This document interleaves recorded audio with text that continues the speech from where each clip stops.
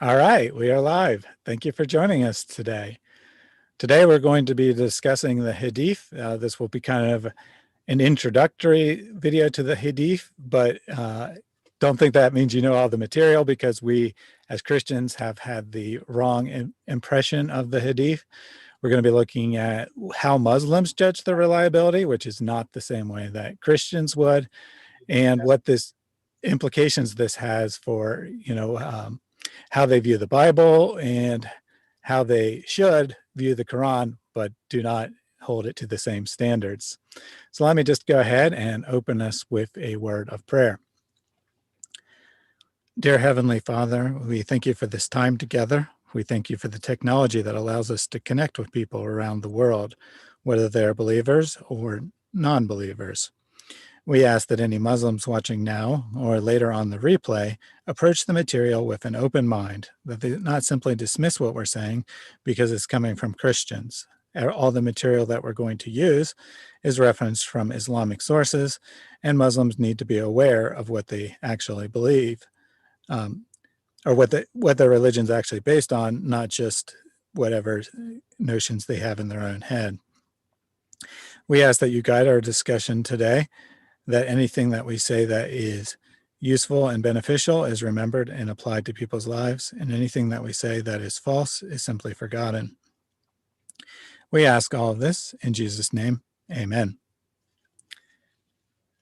So as I said, our subject for today is the Hadith, kind of understanding how Hadith work. You'll see in the thumbnail, we have a graphic illustration of the telephone game.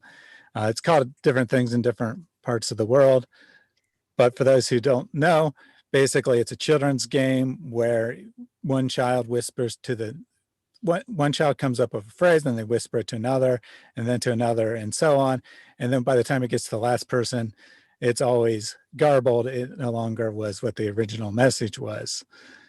Of course, it's not a perfect analogy for the way Muslims do Hadith, but as we'll see, it is actually kind of close, a lot closer than you might think.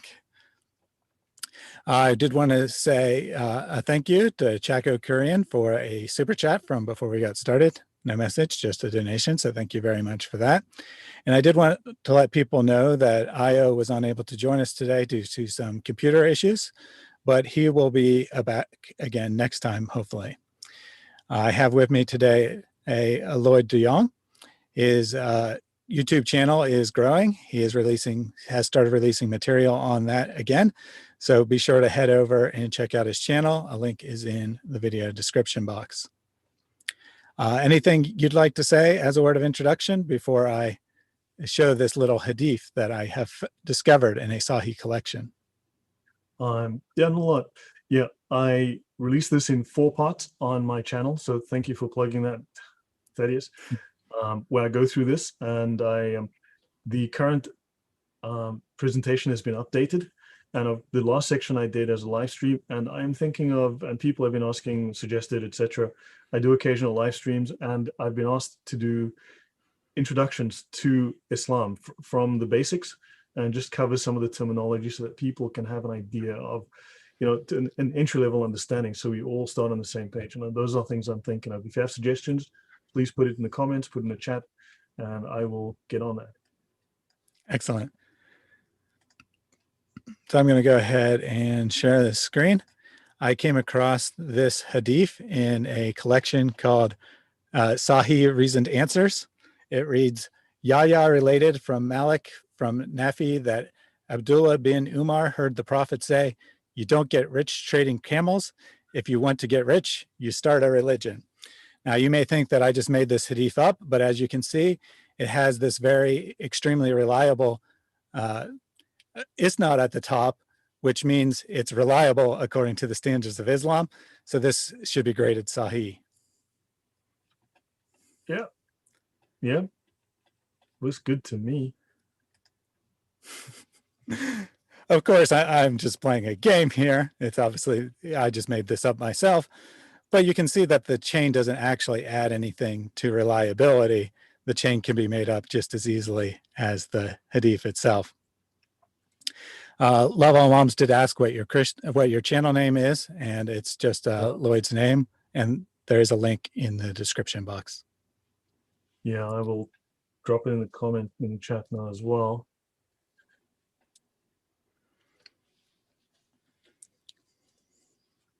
Well, I have to find my yeah. I'll have it. I'll drop it in the chat in a little bit.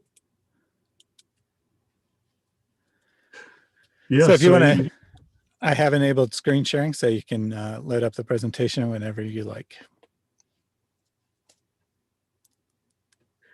There it worked. Oh my gosh! Finally, I made a wrong mistake.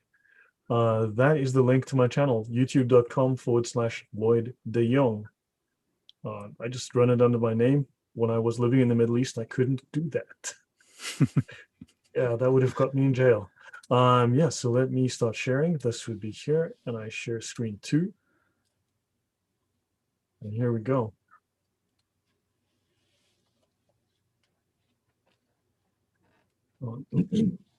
My screen has come up, right? Okay, yes. So as usual, I have about 4,000 slides, so we're going to be here for a week. I hope you guys have a packed lunch. Right. Okay. Right. So we're going to be talking about the religion of broken telephone, the religion of hearsay, the religion of he said, she said, the telephone game religion. And yeah, so hopefully this will take you guys through the understanding of hadith that is not the common standard narrative on hadith, and give you guys the tools you need to really ask the right questions. And just as with Yasir Qadi, we can now start to ask questions that will go back to these scholars and make their lives very uncomfortable, because Muslims need to know these things as well. So we're going to be, the narrative that I've been using is, of course, the telephone game, which I think is a very appropriate analogy. And notice this is quite literally how hadiths are spread and how they are authenticated. This, what you see here, is quite literally what makes hadiths authentic. And according to the Islamic scholars, the fact of these narrations being passed on like this makes Islam authentic. Right? Yeah. Now, the major sources that I'm using, this video is actually very interesting. Proofs in Islam, 14. Proofs in Islam number 14. There's actually only 2 of them. I don't know how you call this 14. Islamic math there. Yeah, exactly. Different types of hadith, Mutawatir, Mashhur, and Ahad. You can look for it on that name. I'm also using what's called the Tafsir Sahih Bukhari, the Fath al-Bari. Now, what few people know is that there are tafsir of the hadith. Just as you have tafsir written like Tafsir al-Jalalain and so on, Tafsir Ibn Kathir of the verses of the Quran, there are tafsir written on all of the hadith. In fact, Bukhari is the most famous of the hadith writers, and there have been at least 70 tafsir written on Bukhari, and the most important of these, the most highly regarded of these, is the Fath al-Bari by Sheikh al-Islam Ibn Hajar al-Asqalani. That's this guy here. And this one is published by Medina University in Saudi Arabia and Al-Azhar in Egypt. The 2 top Islamic seminaries in the world collaborated to do this. Then I'm using Reliance of the Traveler, which is the classic manual of Islamic sacred law. It is the standard Shafi. And in fact, it doesn't only have Shafi fiqh, it uses all 4 schools of fiqh, so it references the lot of them. And it's the standard Sharia law fiqh reference. And don't forget, something like 85% of the fiqh between the 4 schools is identical. So you can't say that the Shafi school is completely different. No, they're not. That's not true.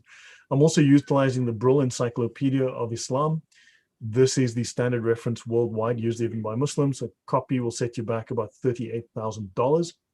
And of course, I'm using Mr. Yasir Qadi's PhD, Sheikh Yasir Qadi's An Introduction to the Sciences of the Quran. There's not all the resources I'm using, but those are the major ones. So any comments so far, Thaddeus? And nope, I'll just point out that, we're not making this stuff up unlike people on YouTube comments. We're going to the most reliable Muslim sources, the most reliable sources of information about Islam. So, if you want to dispute what we're saying, then you better have some pretty good sources yourself. Yeah, thanks. As I said, be aware that there are tafsir. Now, why don't we know about this? Now, understand, hadith are filtered through the tafsir of the hadith, then it's filtered through the scholarly writing, then it's filtered into the Sharia, and then it's filtered into the fiqh. So there's a number of steps that we're not aware of in terms of Islam. Couple of points I want to make, key takeaways. Islam has its own Talmud. The Muslim Talmud is the Sharia, right? Just as the Jews have the Talmud, and people love attacking the Talmud, by the same token, you've got the Sharia.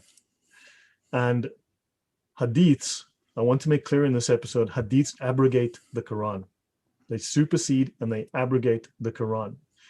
Now, when I say supersede the Quran, on dictionary.com, supersede means to replace in authority, effectiveness, acceptance, or use, to set aside or cause to be set aside as void, useless, or obsolete, usually in favor of something. Now, we don't have to necessarily take as much of an extreme stance there, but these certainly will supersede, and I will show you that. Many hadiths are considered absolutely unfalsifiable, irrefutable, undeniable fact. Hadiths, not the Quran, are the proofs of Muhammad's prophethood, which has an interesting implication because it means that the Quran is not enough. The Quran is insufficient. Ask yourself why Muslims are constantly referring to the Bible as proof of Muhammad. So what are your thoughts on that point, Thaddeus? Yeah, well, if you're going by the Quran alone, you have numerous problems, but on this point, you have the problem that it tells you to obey the messenger dozens of times. I think more than 100 times, actually. It tells you to obey the commandments of the messenger. Mm-hmm. And yet there's only 4 verses in the entire Quran that mention Muhammad's name. So it's like, how are you obeying him if you're going by the Quran only? So they have to turn to external sources. Furthermore, they don't have enough confidence in the reliability of the Quran or the Hadith to prove their case. So they have to go to the Bible and say, well, according to your Bible, we're following the same God. According to your Bible, Muhammad's a prophet. And of course, it's utter nonsense. It's a total twisting of the Bible, but it just shows how little confidence they have in Islam. Or you can see this another way, in that no matter what we're discussing, we about Islam, we can be discussing Muhammad, we can be discussing the Quran, we can be discussing the Sharia Law. It doesn't make any difference. Muslims will come into the chat and be like, oh, but the Bible says blah, blah, blah. You shouldn't follow the Bible. And it's like, well, that's not a reason to follow Islam. So do you have any actual reason to follow Islam? And then you get silence. Yeah, we're going to discover, no, thank you. We're going to discover that the Hadith are what prove Muhammad's prophethood, not the Quran. And also I want to point out that the whole doctrine of attacking Christianity rather than defending Islam is actually based on a doctrine created by a man called Ibn al-Jabbar. Ibn al-Jabbar is quoted extensively by Ibn Qayyim. We did a show on Ibn Qayyim recently. He's the guy that said to defend Islam, attack Christianity, and this became standard accepted doctrine. He's quoted extensively by Ibn Kathir as well, and this became the accepted method of defending Islam, not to assert Islam's truth, but to try to destroy the Bible and destroy Christianity. So that's something and that's a scholar I need to dig into next. So hadiths, not the Quran, are the proofs, and also Islam rejects biblical textual evidence. I'll show you that they have a completely different standard. Islam, though, relies on he said, she said. Now, the Bible is also not considered mutawatir, and these are people who prefer hearsay that say this. And Islam rejects Western standards and criteria of proof, hence they say the Bible is corrupted. Islam's word of mouth method is apparently superior in their view.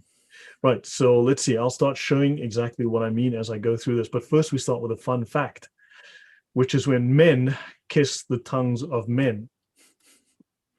Or shall I say Islamic scholars decide to Tustari is a very famous scholar, and he was near to the Islamic scholars of Hadith when he met Abu Dawood. And remember, Abu Dawood is from the Kitab al-Sitta, right? One of the 6 major Hadith collections. He said, oh, Abu Dawood, I want something from you.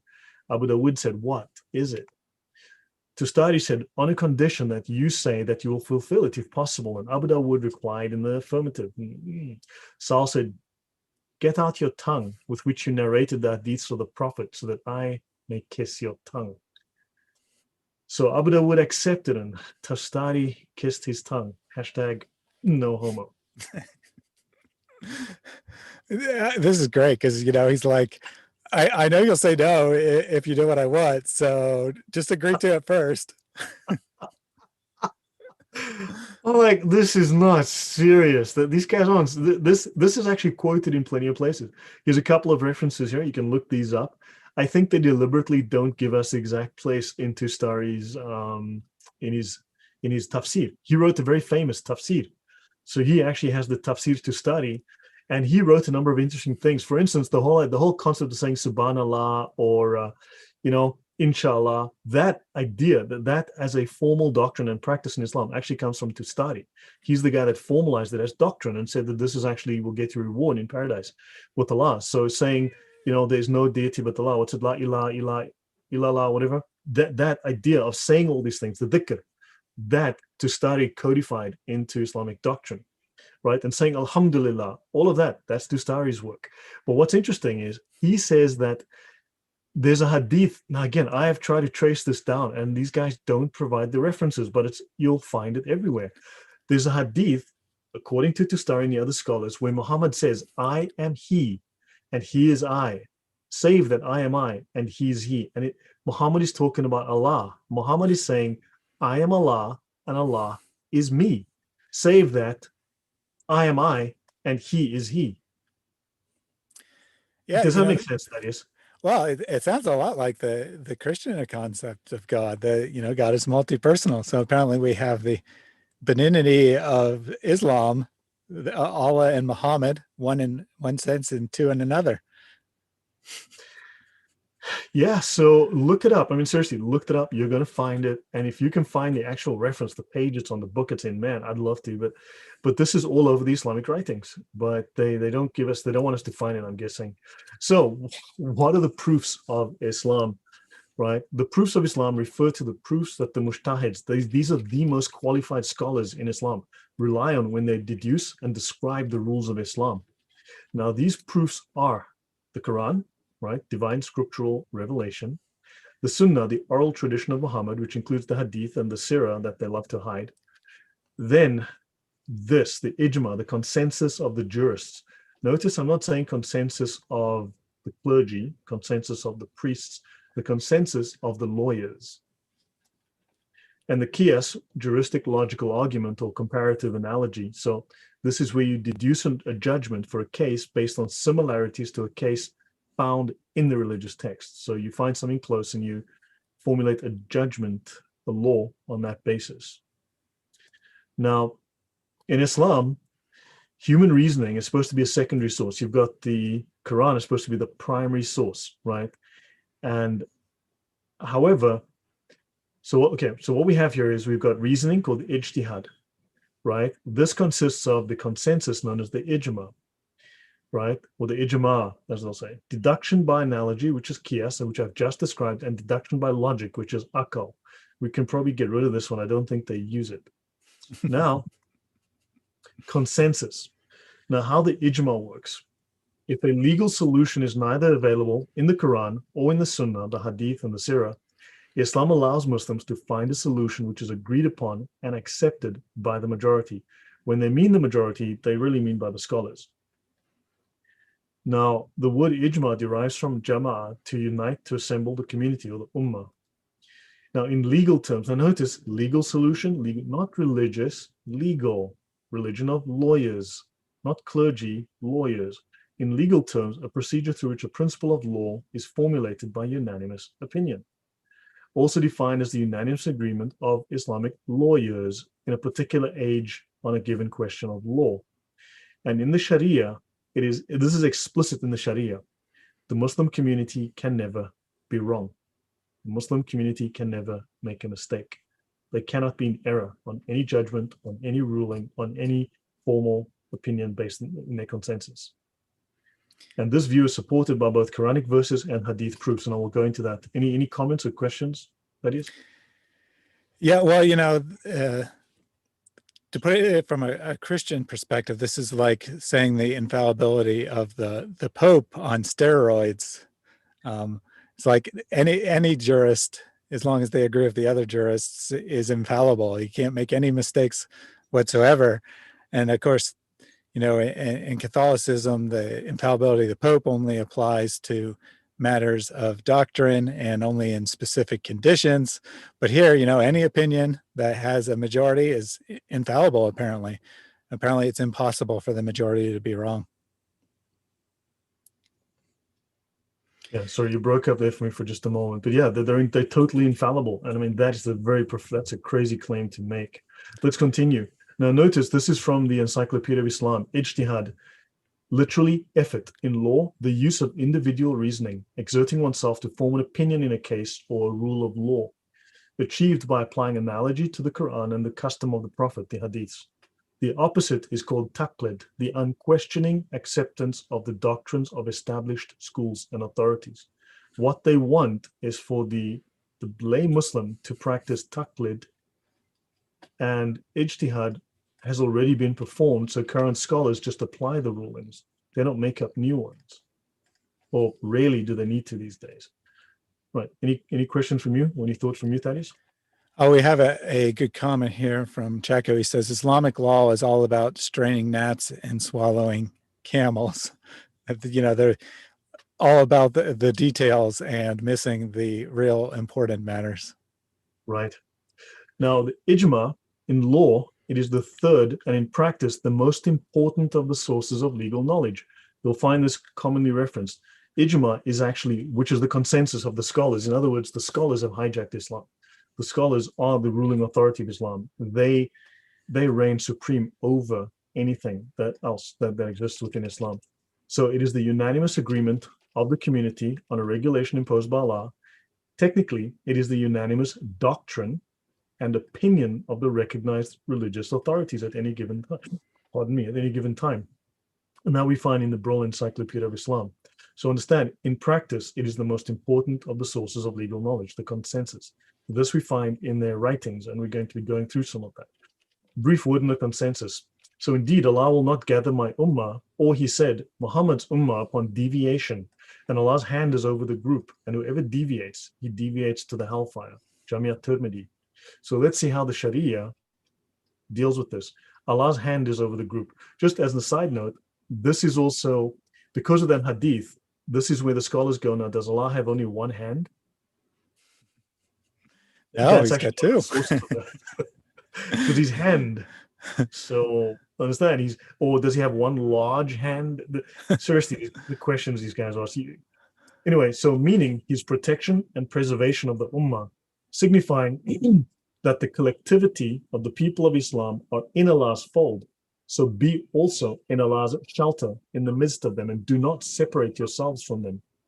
And this is recorded by Tirmidhi, and he says, whoever descends from them departs to hell. And I think this is written specially to Yahya.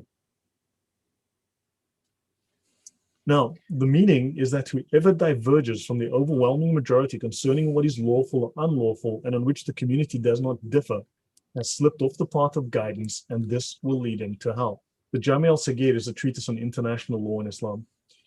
Now, this goes on to say, in addition to general interest as a formal legal opinion, notice the hadith is a formal legal opinion. It's not an aspect of religion, it's a legal opinion. The following serves to clarify why, other than the 4 Sunni schools of jurisprudence, so any other schools do not play a role in scholarly consensus. There is scholarly consensus on its being unlawful, illegal to follow rulings from schools other than those of the 4 recognized schools of jurisprudence.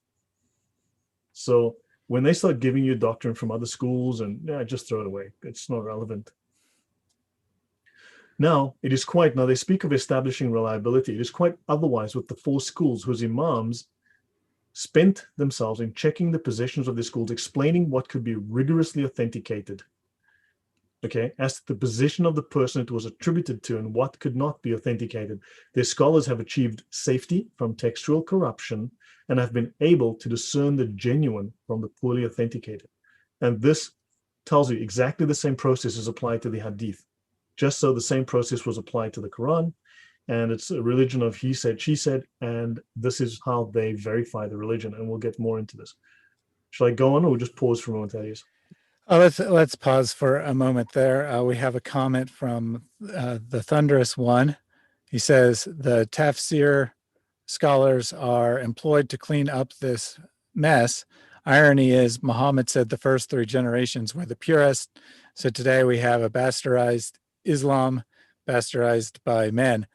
And of course, that is true. It's one of many ironies. You know, you got all kinds of hadith that contradict the way Islam's actually done, and of course, the Quran even more so. You know, we have this reliable hadith that says only the first 3 generations are correct, collected by, you know, the 6th generation, and all the hadith are collected by like the 6th generation of Muslims or thereabouts, or you know, 8th generation or 10th. There basically is nothing from the first 3 generations that still exists today, assuming the truth of the traditional narrative about how Islam was founded. We don't really have any material from these reliable 3 generations. All we have is this unreliable material. Yeah, precisely so.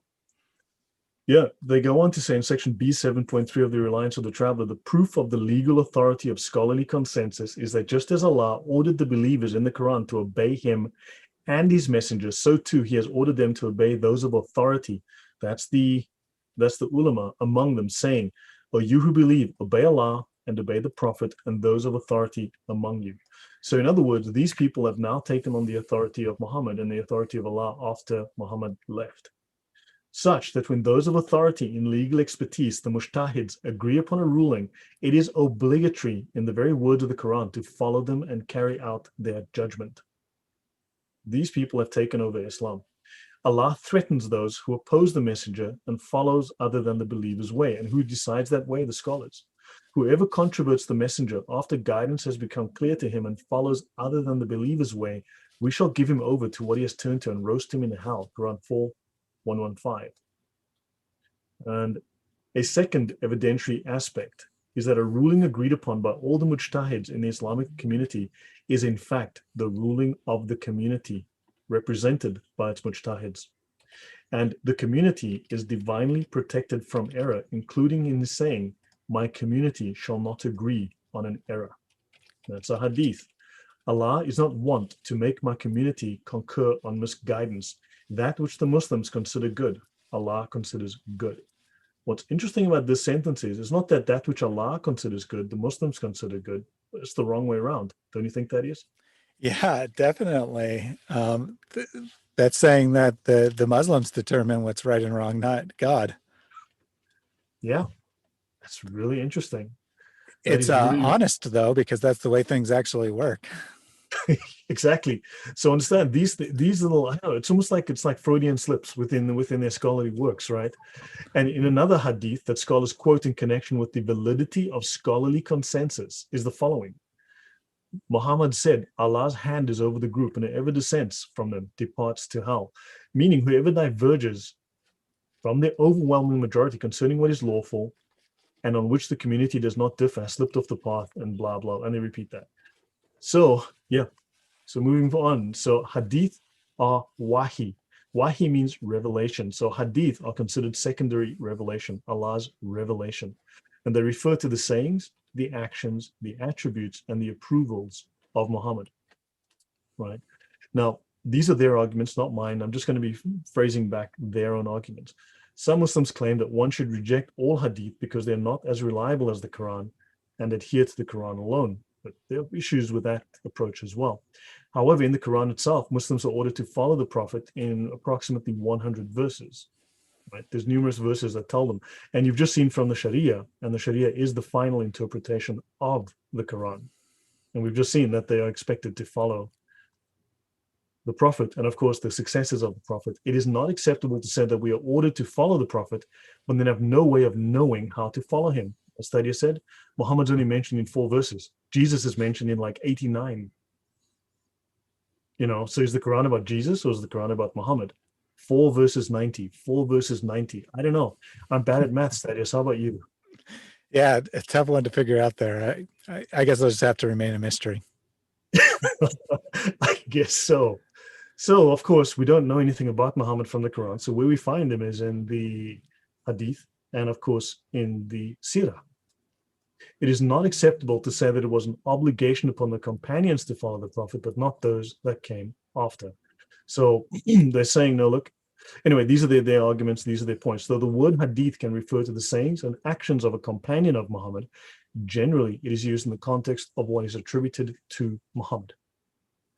These are his sayings, actions, attributes, approvals, also his disapprovals, and both implicit and explicit, things that he didn't do, things that he didn't allow, things that were not done. So it's not just what he did and didn't do, it's also what's implicit. So those also count. And hadith now generally consists of two parts. We have the sanad, the plural isnad, which is the chain.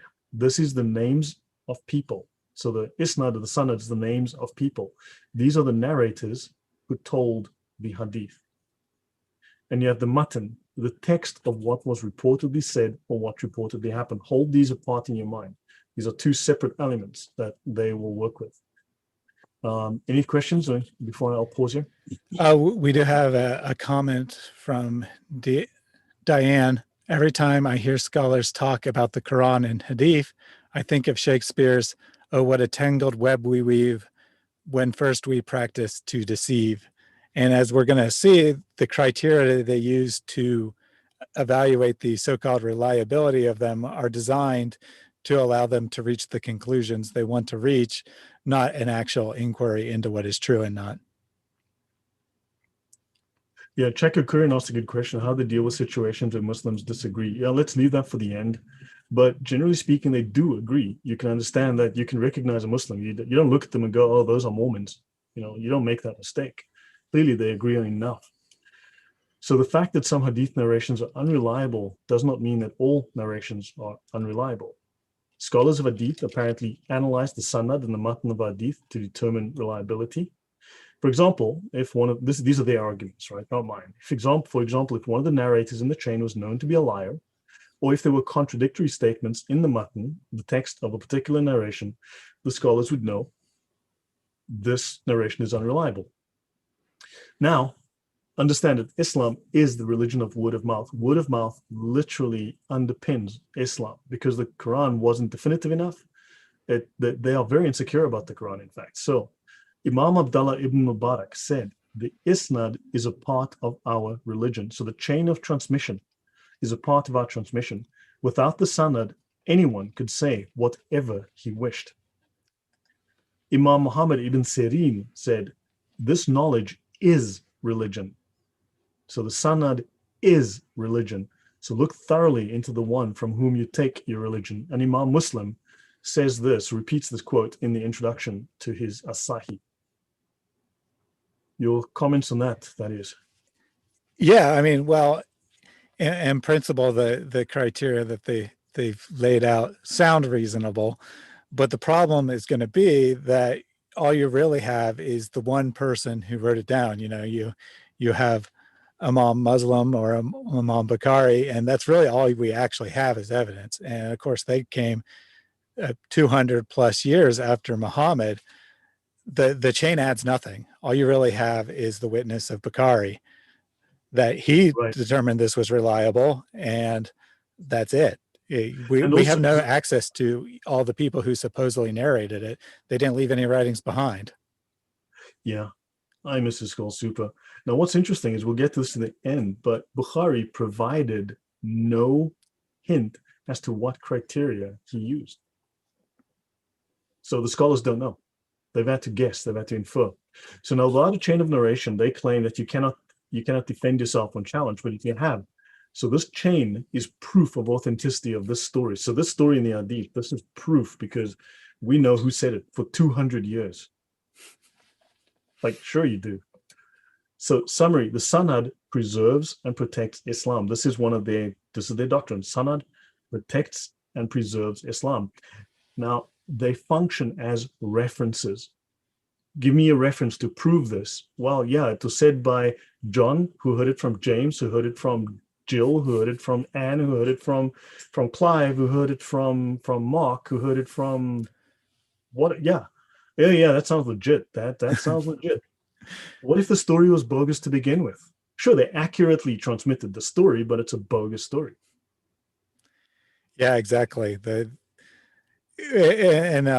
you're just talking to a friend and they said they heard it from someone, you'd probably say, okay, I I know who it's from, but if they said they heard it from someone who heard it from someone else, just that far even, you'd probably be like, yeah, I'm not going to really believe this story. It's too far removed from the original already.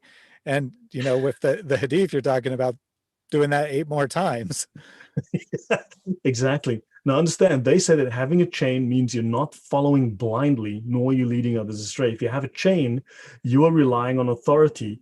So think this is why Muslims constantly refer to as consult a scholar, refer to it. That's why they respect authority, because their authorities respect the authority before them. We respect the authority before them, and so on up the chain, because it comes from Muhammad, then to his companions, then to someone they told, who told someone else, who told someone else, who told someone else, who told someone else, who told someone else. And they're just carrying this torch, and that's their idea of a reference, is the authority of the person who said it before they knew it. So now, broken telephone literally is the telephone game, is how hadiths are transmitted. So in addition to the reliability of the Thaddeus, this Imam al-Jabbar, who was the 18th in the chain of transmission for that hadith, was he a nice guy? Did he have good character? Yeah. I heard that he's very reliable.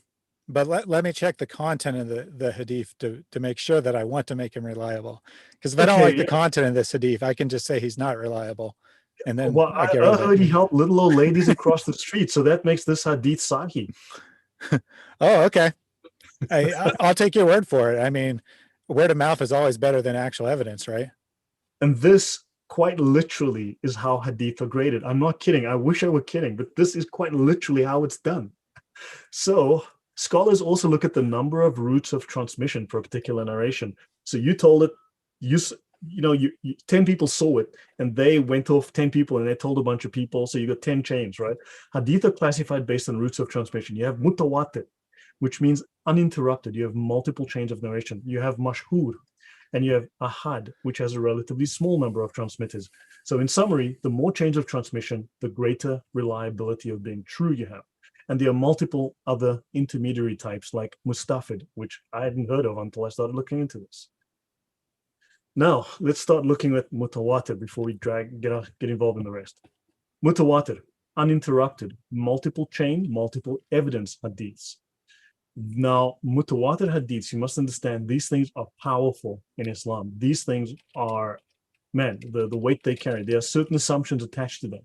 There are so many transmitters that there could be no collusion. Now, the question is, why would they have to say, well, there could be no collusion? Why would they have to, methinks thou dost protest too much already. 2, that all the transmitters are known to be reliable. Because, as you know, records were so detailed back in 7th century Arabia.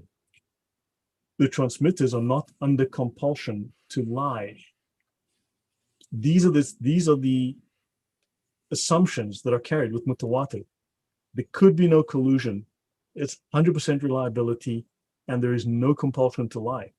And here's the ruling. This is the doctrine, the official Islamic doctrine on a mutawatir narration. Mutawatir narration necessitates certain knowledge that compels a Muslim to believe with a necessary belief as if they had witnessed the event themselves. They need to believe what they are told as if they were there and witnessed it themselves. That is their level of how much they must believe this. For this reason, mutawatir narrations, all of them are accepted, maqbool. I'll pause there. Yeah, well, again, these are principles that make sense on the surface level, but when you really dig into them, they don't actually add anything. It sounds good that there are many transmitters, because that in theory means there's many independent sources, but then you realize that all of these quote unquote independent sources were in fact collected by one man. So again, we're back to the reliability of one man. That's insanity. Yeah. So let me just see if I had some notes here. Okay. No, I don't. So there's multiple books. I have references for that slide if people want them afterwards. A mutawatir hadith is narrated from Muhammad by a large group of companions who witnessed the event. They then told it to a large group of people who told it to a large group, who then told it to another large group, and so on until today. That is how mutawatir is created, from Muhammad to a bunch of people who knew him to, blah, blah, blah. So by this reasoning, then this number of people would not make a mistake with what they narrated, nor would they collaborate to lie about it. or nor be able to collaborate to lie about it. So now let's give you an example of a Mutawatir Hadith. Bukhari, volume 5, book 59, Hadith 473, the water miracle of the Prophet in Al-Hudaybiyah near Mecca. And remember, this Hadith is rock solid fact. It is not conjecture. It is 100% true. There is no denying it. Narrated Salim, Jabir said, on the day of Al-Hudaybiyah, the people felt thirsty and Allah's messenger had a utensil. He had like a cup or a small bowl. He performed ablution from it. The typo was in the original. And then the people came towards him. Allah's apostle said, what is wrong with you? The people said, oh Allah's messenger, we haven't got water to perform ablution with or to drink except what you have in your cup or bowl. So the Prophet put his hand in the utensil and the water started spouting out between his fingers like springs. So we drank and we performed ablution. In some narrations, this cup is too small for him to spread his hands. So he has to put his fingers together to put it in the cup. I said to Jabir, what was your number on that day? He replied, even if we had been 100,000, that water would have been sufficient for us. Anyhow, we were 1,500. 1,500 people basically took a shower from a cup. Yeah. I mean, that sounds pretty miraculous, but you said this was completely reliable, but I have a problem because the Quran says that Muhammad never worked any miracles. So are you telling me that the Quran is not reliable? Are you calling Allah a liar? Dude, so yeah, understand the scholars, the Hadith basically trample all over the Quran. I've been saying this for a while. I mean, I've been blunt about it. I've been saying it for a while, and I'm trying to say it nicely now so it sounds more scholarly, but but yeah, hopefully that will start to become clear. So let's look at this Mutawatir Hadith, the water miracle of the Prophet. Now, the grade of Mutawatir means that this Hadith is definitively confirmed. There is no doubt. It cannot be false. It cannot be a lie, and it cannot be incorrect. I'll leave you, please post your comments. What do you think? What do you guys think? Yeah, I mean, this is pretty crazy. Of course, this is the most reliable possible grade, and yet it contradicts the Quran. I guess that Allah decided to abrogate that part of the Quran where he said that he would never give Muhammad a sign because people wouldn't believe it anyway. I guess he changed his mind. Yeah, no. So moving on. Now, this is repeated multiple times that I found. Okay, these are 8 more occasions.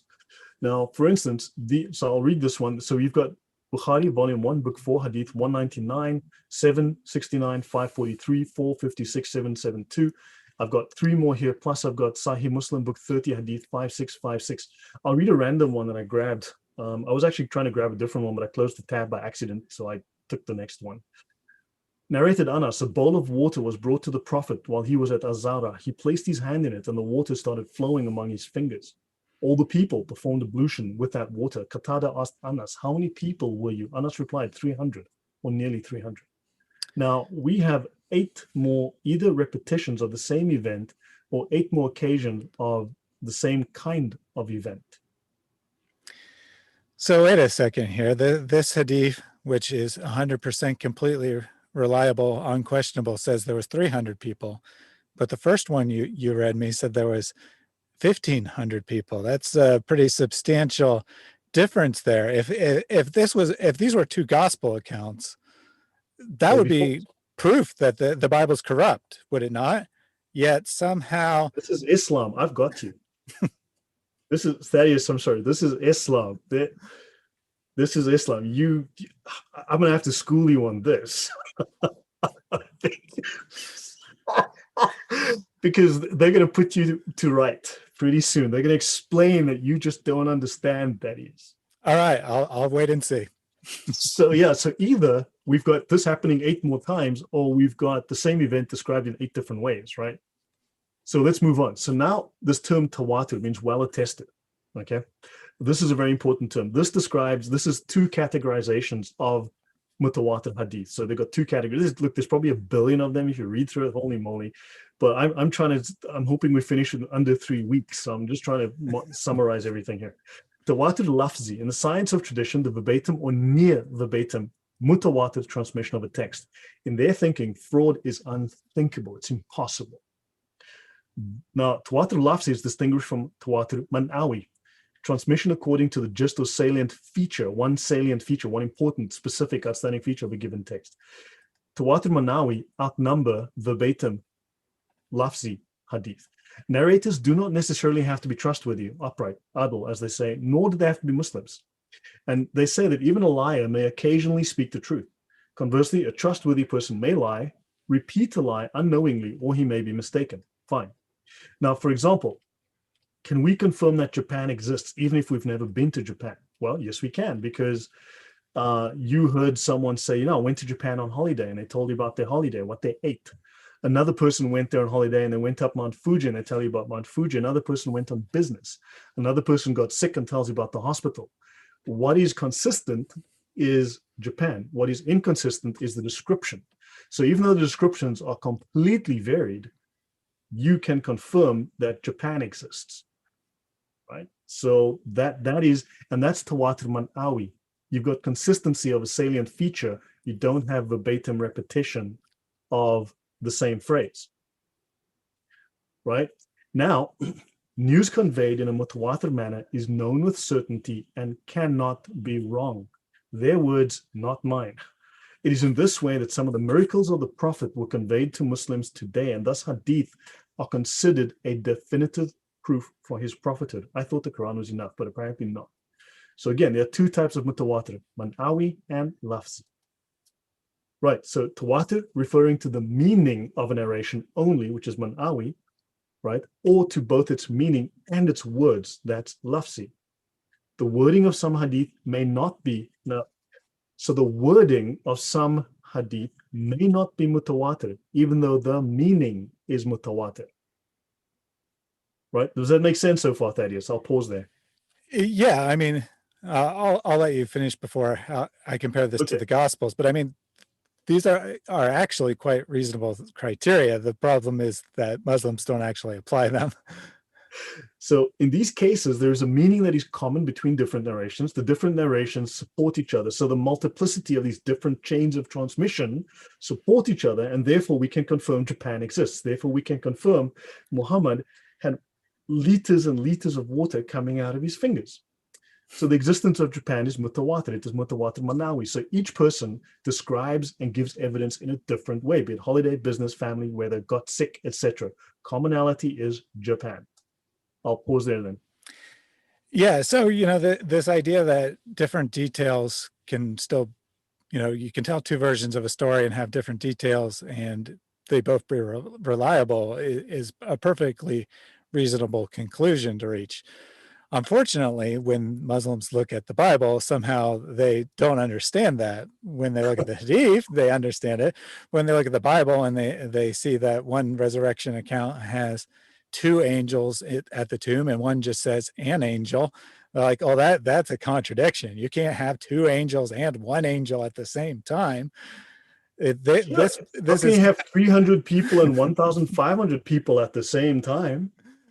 Right, and of course, it's much more natural just to say there was an angel there, and not when there was many, than to say there was 300 when there was actually 1,500. So different details can actually show that there are multiple different sources. Now, in the case of the Hadith, a careful investigation would show that's not really the case, that they obviously derive from one another, and people just misremembered details. But when you have differing details, that at least gives you the opportunity to investigate the reliability of something. Yeah, so understand they don't apply their own criteria to the Bible, but we'll get to how they throw the Bible under the bus. So basically, so just to repeat, I'm repeating some of this. I'm trying to really get this through our heads because this refers to the Bible, and this is important. So this lafzi thingy means the words are either identical, almost identical, what they called mutakarib. Now, they may have used that word wrong or whatever. So, for example, if a narration said the one who does such and such will be punished, but another hadith says if someone does such and such, they deserve to be punished. Well, these are close enough. These are almost verbatim. So therefore, they're mutawatir in terms of the words. That's mutawatir lafzi. It's close enough. Both types of mutawatir, whether by meaning or by words, result in quality, definitive information that is absolutely confirmed with certainty and cannot be a lie. Some scholars say that mutawatir requires a minimum number of 25 people that transmit it, right? 25 chains. Others say 10, others say 12, others say, well, it depends who's transmitting it. Could be one guy, pick a name, Others say, well, it depends. Is it an important matter, not an important matter? If it's not so important, well, then, yeah, we can let the standard slide. So in other words, it's whatever they feel like on the day. Yes, they set this up as a science, but in fact, it's just a game. Tatuanin said earlier that hadiths Muslims like are reliable, embarrassing ones are not. This is science. And of course, that's ultimately what it comes down to. Fortunately for us, the criteria were established, long ago in like the 10th through 14th centuries, when a lot of the stuff that's found embarrassing today wasn't embarrassing. So they ended up grading those Sahih. But if they were doing them today, no doubt they would just change the criteria to get whichever hadith they wanted to be true, and throw out the rest. Correct. I agree there. So now what's important and how this refers to Christianity, the Bible, to the stories of Jesus, this is how it impacts us and how they are misleading us. And they don't explain to us that they're using their criteria against us and don't explain their terms. And they use the word corrupted instead without explaining all this garbage I've been talking to you about. So now the scholars assert that Mutawatir proves Muhammad's prophethood beyond a shadow of a doubt with 100% certainty that what Mo taught is the truth. A narration that is from one person to a large group is not Mutawatir. That is why the Christian claim, they say, about Prophet Isa, and I'm using Isa because this is not Jesus, being killed is not Mutawatir. In other words, Jesus was never crucified. It is not Mutawatir. And they throw Paul under the bus here as much as they can, right? They go after him. So they say that basically every single one, but Paul is the one they chose in this example, it's one guy, one witness. Now, whether 50 people were there, 100 people saw it, but they told Paul. Paul wrote it down. He's one guy. And whether his book was read by 100, then copied and spread to 1,000 and then to 1,000,000, doesn't matter. One guy, not Mutawatir. One is too little, right? So their broken telephone system is apparently way better. So the Gospels are not Mutawatir, despite the existence of copies of written texts. They don't care. None, they say, has a single chain going back to the person who wrote it. And furthermore, none of those has a chain from the author to Jesus, right? To confirm what is claimed, because they've got Allah to Mo, no, Allah to Jibreel, Jibreel to Mo to a bunch of people. But in that case, one doesn't matter. Yeah, I mean, this is just so crazy because it's like, here's the isnnad for the Gospel of Matthew. Oh, well, that's not reliable. There's no chain going back to Matthew. He can't write it down himself. You got to pass it through 6 generations orally, then write it down. Then it's reliable. And Matthew doesn't have 12 chains going back to Jesus directly. Yeah, I mean, he just wrote about what he saw himself. I mean, that can't possibly be reliable. We need to pass it around the gossip circle for a couple hundred years. Then we can know it's reliable. Exactly. This is quite honestly, these are their criteria for assessing reliability, and this is why they reject the Bible, right? So they say that Paul didn't know Jesus firsthand, so therefore it's not Mutawatir.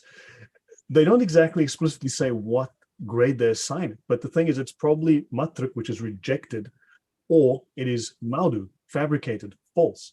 Now here's the thing: if the Bible and the Gospels are false, are fabricated, how are they in the very next breath going, but your Bible proves Muhammad? Yeah, that one I just cannot figure out how anyone could, in one mouth, say your Bible's unreliable, it contains false information. By the way, your Bible proves that Muhammad's a prophet. What I thought it was false. So if it says Muhammad's a prophet, does that mean he's not a prophet? I don't know. Yeah, this is crazy. Exactly. This is insane. So think about it. They've never explained their criteria to us, but by their criteria, the Bible is effectively fabricated, right? Fabricated, completely unreliable. And they'll turn around and say, because we don't know this, but if we can start to talk to them and say, hold on, but according to your own standard, look, they'll lie anyway. They lie about everything, but that's fine. We can start to throw a span in their works because now we understand their criteria. So likewise, they claim the Torah of the Jews is not Mutawatir. So the first 5 books of the Bible are apparently just unreliable, completely unreliable, made up by one guy. Do they name the guy? No, they don't. So if the numbers in the chain falls below the minimum requirement, the chain is no longer mutawatir. You could have 20 people, which is great. Then you've got two, then you've got two. Matthew's only one guy. Mark's only one guy. Luke's one guy. Less than even two. Bugger that. Not mutawatir. Sorry. Nice try. Throw it out of here. Right? Now, the biblical gospels have no single chain of narration back to Luke or Matthew, and then from them to Jesus, whatever they'll say, right? They say it is presumed by Christians that those people wrote it with no chain of narration going back to Isa like they have back to Muhammad. Right? So Christians say that Isa spoke Aramaic and Hebrew. I fixed that typo. They accept that he spoke no Greek. They claim, now this is what they tell their Muslims in their dawah, in their mosques. This is what they teach their Muslims, right? That we accept that Jesus spoke no Greek whatsoever. So we do not have his actual words. But I want to make one point before I let Thaddeus speak here. In John 19 to 20, and Pilate wrote a title and put it on the cross. And the writing was, Jesus of Nazareth, the King of the Jews. In John 19:20, it goes, This title then read many of the Jews, for the place where Jesus was crucified was nigh to the city, and it was written in Hebrew and Greek and Latin. If nobody spoke Greek, why are they making signs in Greek? Yeah, it's a good question. Well,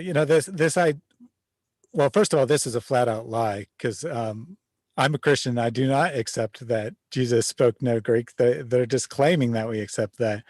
Of course, there are people who will say that Jesus didn't speak Greek, but they have no way of knowing that. And in the scholarly circles, it's a topic that there's some debate about, but there's good solid evidence that the vast majority of people who lived in that region at that time did in fact speak Greek. For example, Jewish tombs, which you'd think would only be written in Hebrew, often were written in Hebrew and Greek. The only reason you would write it in Greek is if you wanted people to actually be able to understand it. There would be no religious purpose or anything like that to write it in Greek, but the people's names were written in both Hebrew and Greek. In the gospel accounts, Jesus himself speaks directly to a Roman centurion. If it's not all that likely that the centurion and the centurion spoke either Latin or Greek. Yeah, I was going to say, it's not very likely that he would have learned Aramaic. He probably was speaking either Latin or Greek. Well, he probably would know both those languages. And Greek was the universal language that everyone learned. It's kind of like English today. I'm from the United States, so English is my first language, but a lot of people around the world know English, and it's not their first language. I would say that the majority of the world's population speaks English in addition to another language. This is kind of saying that Jesus couldn't have spoken Greek is just a historical fallacy, that you project current American norms back onto the first century, when in fact, at that time and throughout most of world history, it was common for people to speak multiple languages. Correct. Yeah. So these are their arguments, and their arguments are flimsy, as you can tell, it's paper thin. So often, now they say often not a single chain of narration of trustworthy people with good memories goes back to Isa. Now look, David Wood has covered this and other channels have covered this. Muslims have terrible memories. Their own sources show us they've had horrible memories. And now they're saying good memories, good, whatever. Yeah, sure, right, whatever. So now they claim the Torah was lost. They say that Jews say that copies of the Torah were all burned and only one man had memorized it. I have no idea if this is true. That's just what the guys were saying. So what the heck? Okay, fine. That's what the lecturer was saying. Fine. Okay, great. Whatever. And they say that this guy dictated it from memory, and therefore this chain is not mutawatir. Therefore, we no longer have the original Torah in our possession today. We have the faulty memory of this one dude who gave us the Torah, and therefore we have no idea what the original Torah said. We've got this guy's word for it. It's not mutawatir, therefore the Bible is corrupt. Does that make that case clear? How come they say the Bible is corrupt? Yeah, totally crazy stuff.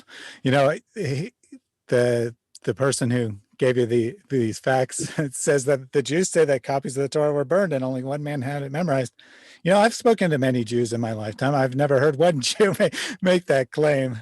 And honestly, I don't even know what he might be mistakenly alluding to.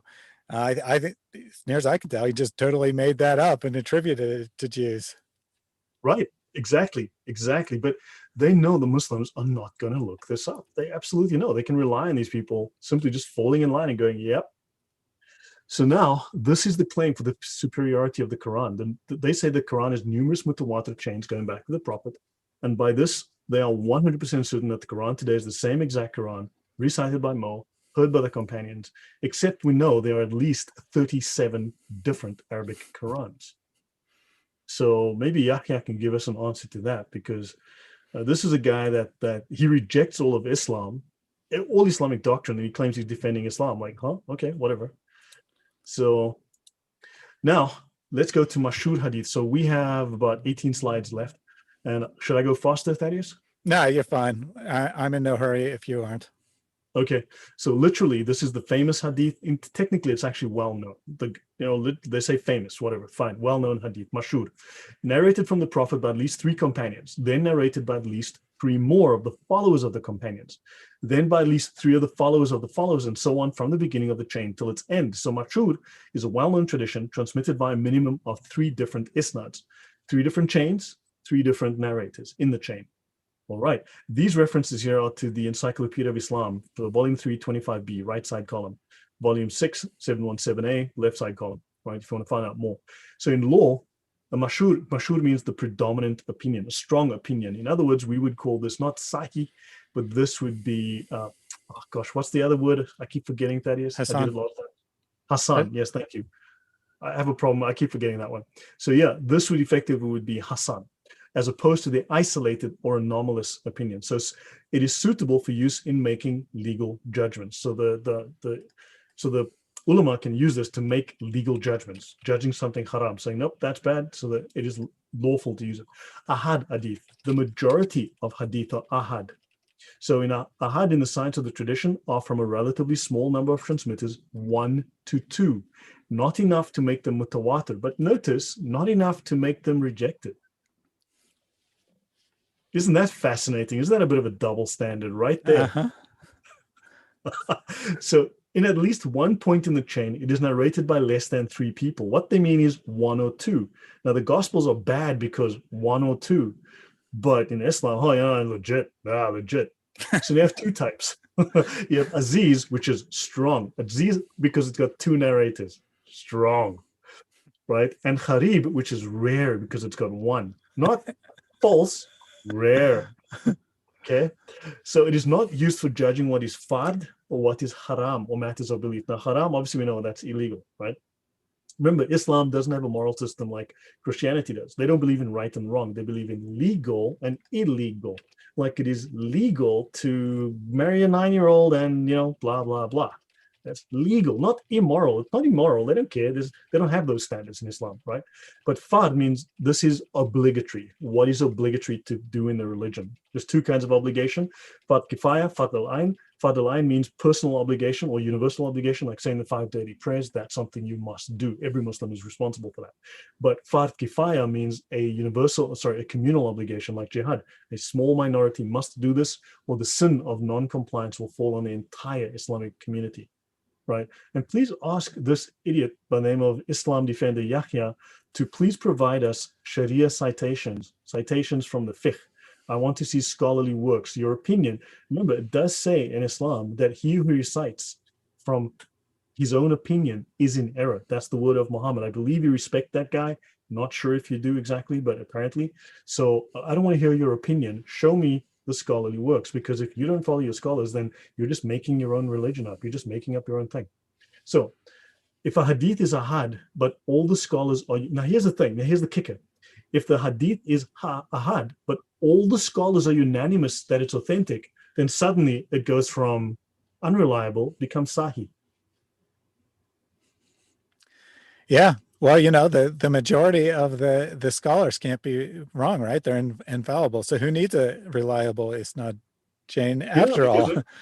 this looks legit to me, Thaddeus. I mean, it says here that, it says here, it looks legit. What do you say? Yeah, I agree. So we got a complete consensus. This is a Sahih Hadith now. Yeah, it says the guy who said it, he walked a little old lady across the road. That good character. That's an important criteria that we use when judging these things, Walked a lady across the road twice. Carried her shopping home once. She was 65 and she had bad hands, arthritis. Good man. It's Sahih. I wish I were kidding, but that's actually how it works. So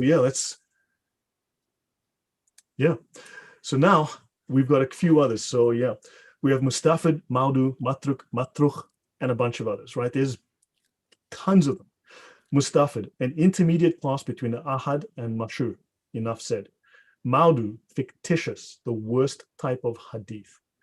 Matruk, rejected in hadith, a tradition from a single transmitter suspected of falsehood, openly wicked in word or deed, or guilty of carelessness or frequent wrong notions. Bad character. For instance, I'll give you an example of a matruk. I hope Yahya's listening. I will stick around to learn. You're going to learn something now. And I don't want you to start, I want you to start being honest. Islam's religion of truth. So the age of Khadija, Muhammad's first wife, is commonly reported as 40. This is rejected. This is quite literally considered matruk. The chain of narration in that is considered matruk, rejected in hadith. That is the official, formal, scholarly opinion on that. It is completely false. Her age range goes from anything from 25 to 46. The accepted age in general is 25. The reason is she gave Muhammad 6 children. How does a 6th or 7th century woman have children when she's 50? We can barely do that today. So the fact is, unless it was a miracle, of course, they'll just say, it was a miracle. Okay, whatever. But the fact is that they say, no, it's matruk. It is rejected. There are numerous narrations about Muhammad that are considered matruk. But yet they've become famous, they've become common, they've become the accepted narrative, even though they are considered to be a lie. Your thoughts, Thaddeus? Yeah, it's very interesting that, we went through all these rules, but what we're really seeing in the end is it's just the opinion of the scholars. That's all that really matters. Yeah, and if they like something, it's like, it's legit, whatever. Yep. Tatiana did say that your volume is slightly lower than mine. I should have asked that at the beginning. I forgot to say something. I'm using a different microphone setup than I usually do. So I should have asked people if the volumes were okay. Let me just adjust. Okay. I'm just going into my settings.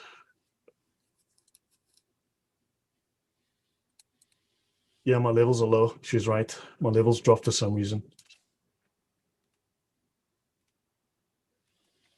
All right. Hopefully that will fix that. Okay. If not, you can. Yeah, my levels were low. She's right. You're a lot louder now, even for me. So. Yeah, I pushed my levels up to 60. I'm sorry about that. I don't know what happened. They should have been, but okay, yeah. So just keep monitoring that. Let me know if my levels drop.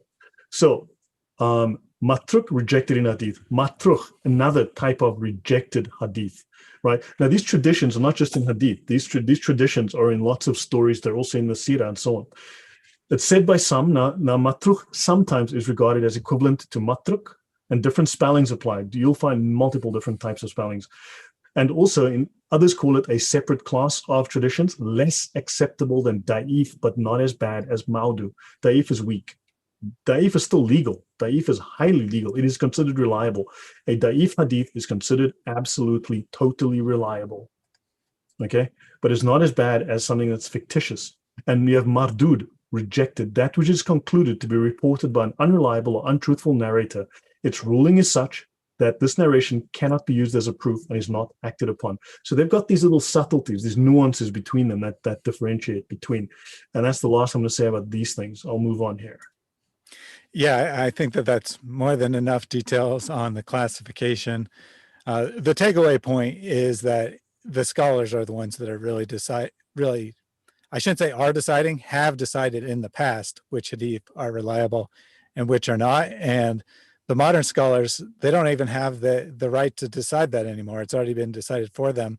And of course, the common Muslim isn't within a million miles of being able to decide what's reliable and what isn't. So you can either accept the opinions of the scholars and be a member of Orthodox Islam, or you can reject them and then be in a heretical sect of one. But we would like to address Islam. So if people want to reject Hadith, that's their own business, but they're not Muslims anymore if they do. Right. So a chain is only as strong as whatever. So when looked at individually, now for instance, they say that's a weak hadith. Oh, that's rejected. No. When looked at individually, a chain may be considered weak. But remember I said the chain is completely different to the text, right? So a narrator can be trustworthy, but he might have a weak memory.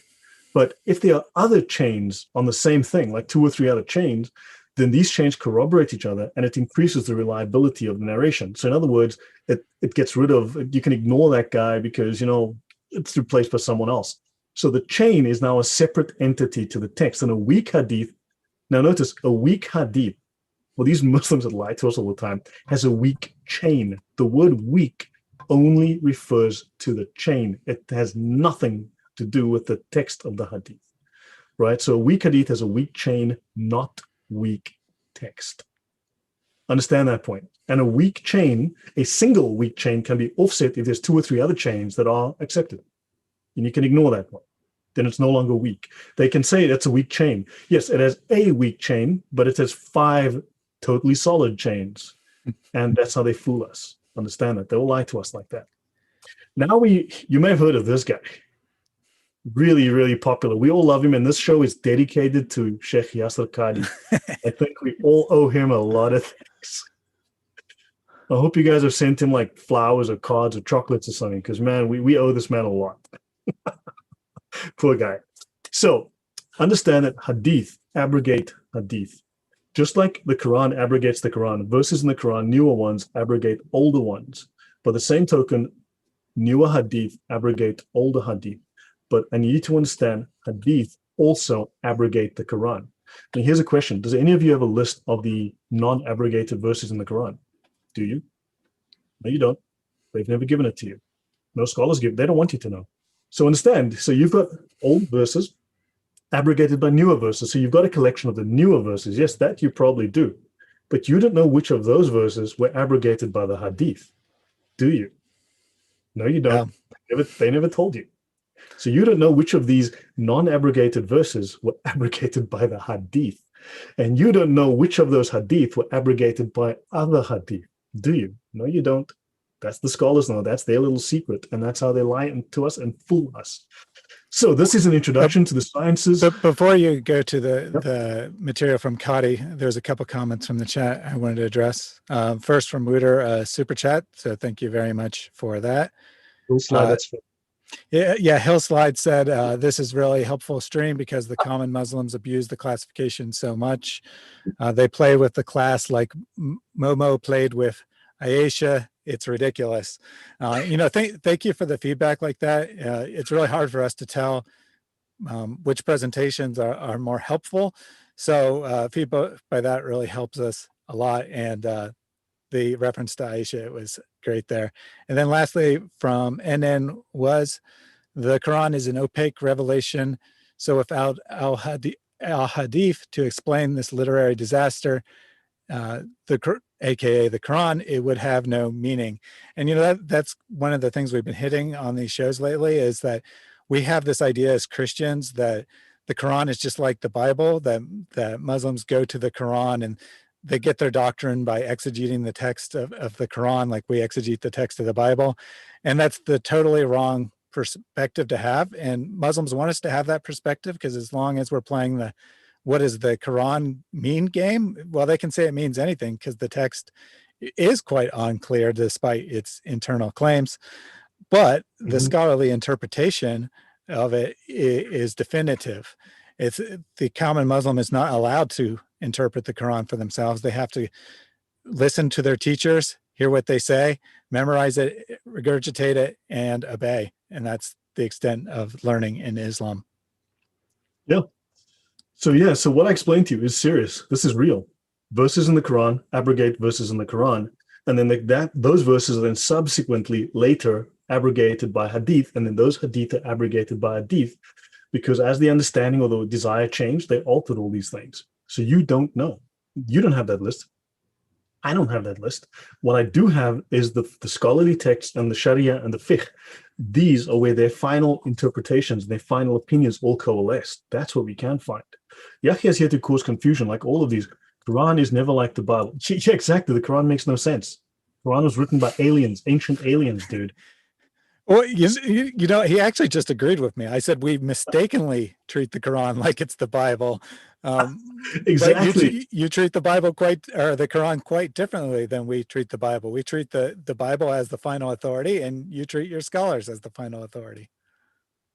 Yeah. So now what I'll do is I'm just going to be very brief about this, but Allah has the right to abrogate any command that originated from him, either in the Quran or through the tongue of his prophet. Now, where do we find the words of Muhammad? Can you tell me, Thaddeus? I think it's the Quran, right? Isn't that the eternal word of Muhammad? Oh man, now I'm confused. Can the chat section? No, I think it's the Hadith. Is that yeah. So in other words, anything Muhammad say can abrogate anything Allah said. Okay, and this is from this PhD. Yahya, can you give us a link to your PhD certificate in the chat so we can look it up, please? Can you just drop a link so we can check your PhD? So this PhD in Islam here, in Islamic studies, one of the most famous Islamic scholars in the world, he tells us this, right? Moving on. So he says there are 4 logical scenarios considering what they call nasik and mansuk, or nask. Nasik is the abrogating and mansuk is the abrogated. Now, don't forget, when an imam studies Islam, when an imam goes to do his 5 or 7 year course on Islam, he has to learn. One of his obligations is he studies the nasik and the mansuk. He has to study abrogation to know what is abrogated, to know what it's replaced by, right? So he says the 4 scenarios of abrogation are the Quran abrogating the Quran abrogating the Sunnah abrogating the Quran. I think that's pretty clear there. The Sunnah abrogating the Quran. And he goes on to say, a Mutawatir Hadith abrogating the Quran. I think that's pretty clear. And then he says the Sunnah abrogating the Sunnah. So in other words, the Quran can cancel something that came before in the Quran. And then, of course, the Sunnah can then abrogate the Quran. And then a Mutawatir Hadith can then also abrogate the Quran. And then the Hadith can then abrogate the Hadith to make a change. But of course, Yahya is going to tell us that he's not a real Muslim. You know, yeah. You know, they'll throw anyone under the bus in the YouTube comment section. The other day, the Muslims in the comments were telling you that the so-called most reliable Muslim scholar in history wasn't actually a Muslim, that he was just a pretender or whatever. But we did a show a while ago on abrogation, so I would definitely say to check that out as well. But the takeaway here is that anything can abrogate anything. Basically, abrogation is just an excuse to remove anything contradictory, and the scholars determine which one is correct, not Allah. Right. So now the scholars tell us straight up, abrogation fixed Muhammad's mistakes. The scholars will flat out tell you Muhammad made mistakes, and Allah had to abrogate to fix the stupid mistakes that Muhammad had because of his bad memory or his misapplication of doctrine. Okay, now this is Imam Hamid al-Ghazali. This is the Maimonides of Islam. Just like Joseph Maimonides is the prime Jewish scholar of the Talmud and so on, this man is the prime scholar. He is the Maimonides of Islam. I want you guys to understand. They copied the Talmud. Really, the Sharia is the Muslim Talmud. So Imam Ghazali is considered the most important Muslim scholar in history. He is the Joseph Maimonides of Islam.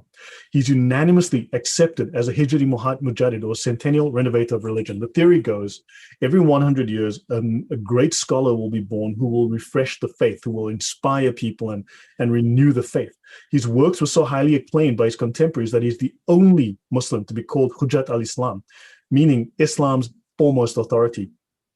The proof of Islam, its decisive argument. These were titles given to him. The decisive argument of Islam. He proved Islam. He made this is the man that finally put the crowning cap on Islam. And he lived in what, 10th, 11th century? So that's like a week or two after Muhammad died, Thaddeus? Yeah, something like that. the 5th century after the Hajj is the same as the 5 years after, right? Dude, I come from Africa, man. I had a terrible education. I struggle with these things. Yeah, so anyway, this guy came like 500 years after Muhammad, right? So this man is serious. This man is solid. He's the finest scholar Islam ever produced. There are 28 what they call Sheikh al-Islam, okay, the top scholars of Islam, but this man sits above them. So he's a Mujaddid, renewer of the faith, who come blah, blah, blah. And he refuted the philosophy of Ibn Sina. So in other words, Ghazali basically proved that Islamic ethics is superior to Aristotelian ethics, and he rejected Aristotelian ethics and logic. And he said that they are compatible. So Western ethics and logic are incompatible with Islamic ethics and reasoning. This is his claim to fame. Besides, he wrote the most famous Islamic book after the Quran, the Ihya Ulum al-Din. This is the most famous Islamic text, the most read Islamic text after the Quran. Okay, so remember when I spoke of last week with the 5 different stages, like you have to revile people, then you have to beat them and then break things, and that comes out of his spiritual work. Okay, that idea from the Sharia comes out of his work. Now, he says here, he wrote in his book, Deliverance from Error, the prophets and religious leaders referred men to exercise of personal judgment, despite their knowledge that men might make mistakes. And the apostle of Allah even said, I judge by external, but God undertakes to judge the hearts of men. This means that Allah, basically, Muhammad said the prophets had no way to be safe from error in making judgments. So how then can anyone else, including me as Muhammad, aspire to be free from error? So Al-Ghazali explained that the Prophet Muhammad was not free from error. And he explained these matters in details, that the prophets make errors in judgment, including Muhammad. Okay, this is what's written in Ghazali's work, and this is the top scholar that Islam ever produced. Now, this book here, what's interesting? So, Dr. Saeed Ramadan Al-Bouti, are you a doctor? Are you Yahya, what's your qualification? So anyway, what he says is, okay, that, sorry, somehow my notes got mixed up here, but he says, if it was possible for the Prophet to engage in judgment, then it follows it was possible for Muhammad's judgment to either be correct or incorrect. However, in those cases where Muhammad's judgment was incorrect, the error would not be allowed to remain. Rather, a Quranic verse would inevitably be revealed to him in order to correct Muhammad's mistaken judgment. If no such verse was revealed following the judgment, this indicated that Muhammad, his judgment, had been correct, being in accordance with the truth as known by Allah. So in other words, in this example, Muhammad Allah is angry with him because he frees these prisoners and Allah wanted them killed. So afterwards, Allah says to him, buddy, next time you capture people, slaughter them, all right? And Muhammad's like, oh, I'm sorry, I didn't realize. Because Muhammad got paid money for freeing these people. He got a ransom. And Allah said, I don't want you to take a ransom and make some money. Muhammad, I want you to kill them. So Muhammad made mistakes. And this book discusses the mistakes that Muhammad made and how abrogation was to fix Muhammad's mistakes. Yeah, we have the top scholar in Islamic history here saying that Muhammad could make mistakes, but earlier we learned that the consensus of the scholars can never be mistaken. So it seems that the consensus of the scholars is the highest authority, not Muhammad. I've been saying that for a long time. But then if you read the Sharia, Muhammad can never be in error.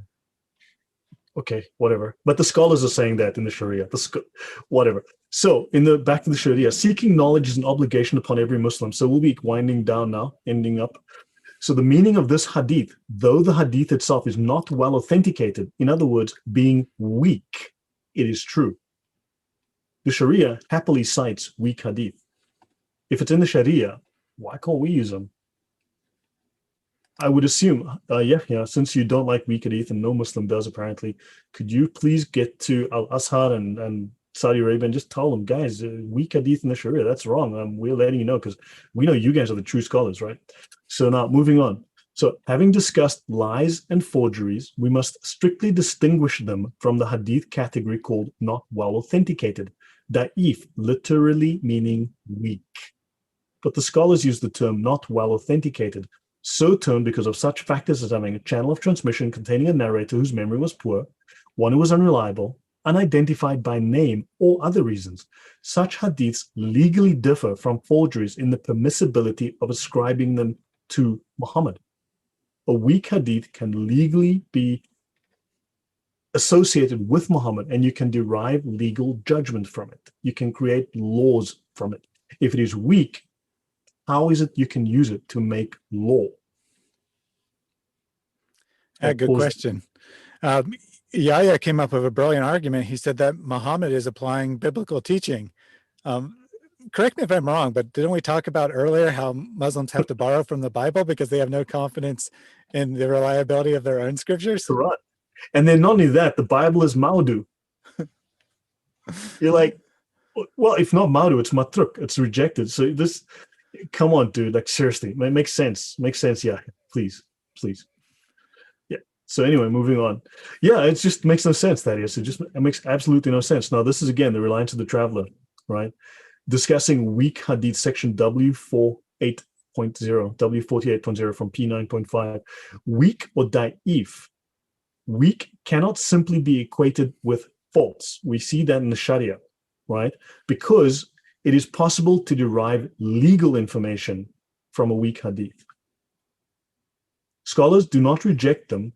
So the fact that it's weak is not used as a simplistic expedient to eliminate these things, because there is legal information connected with weak hadith.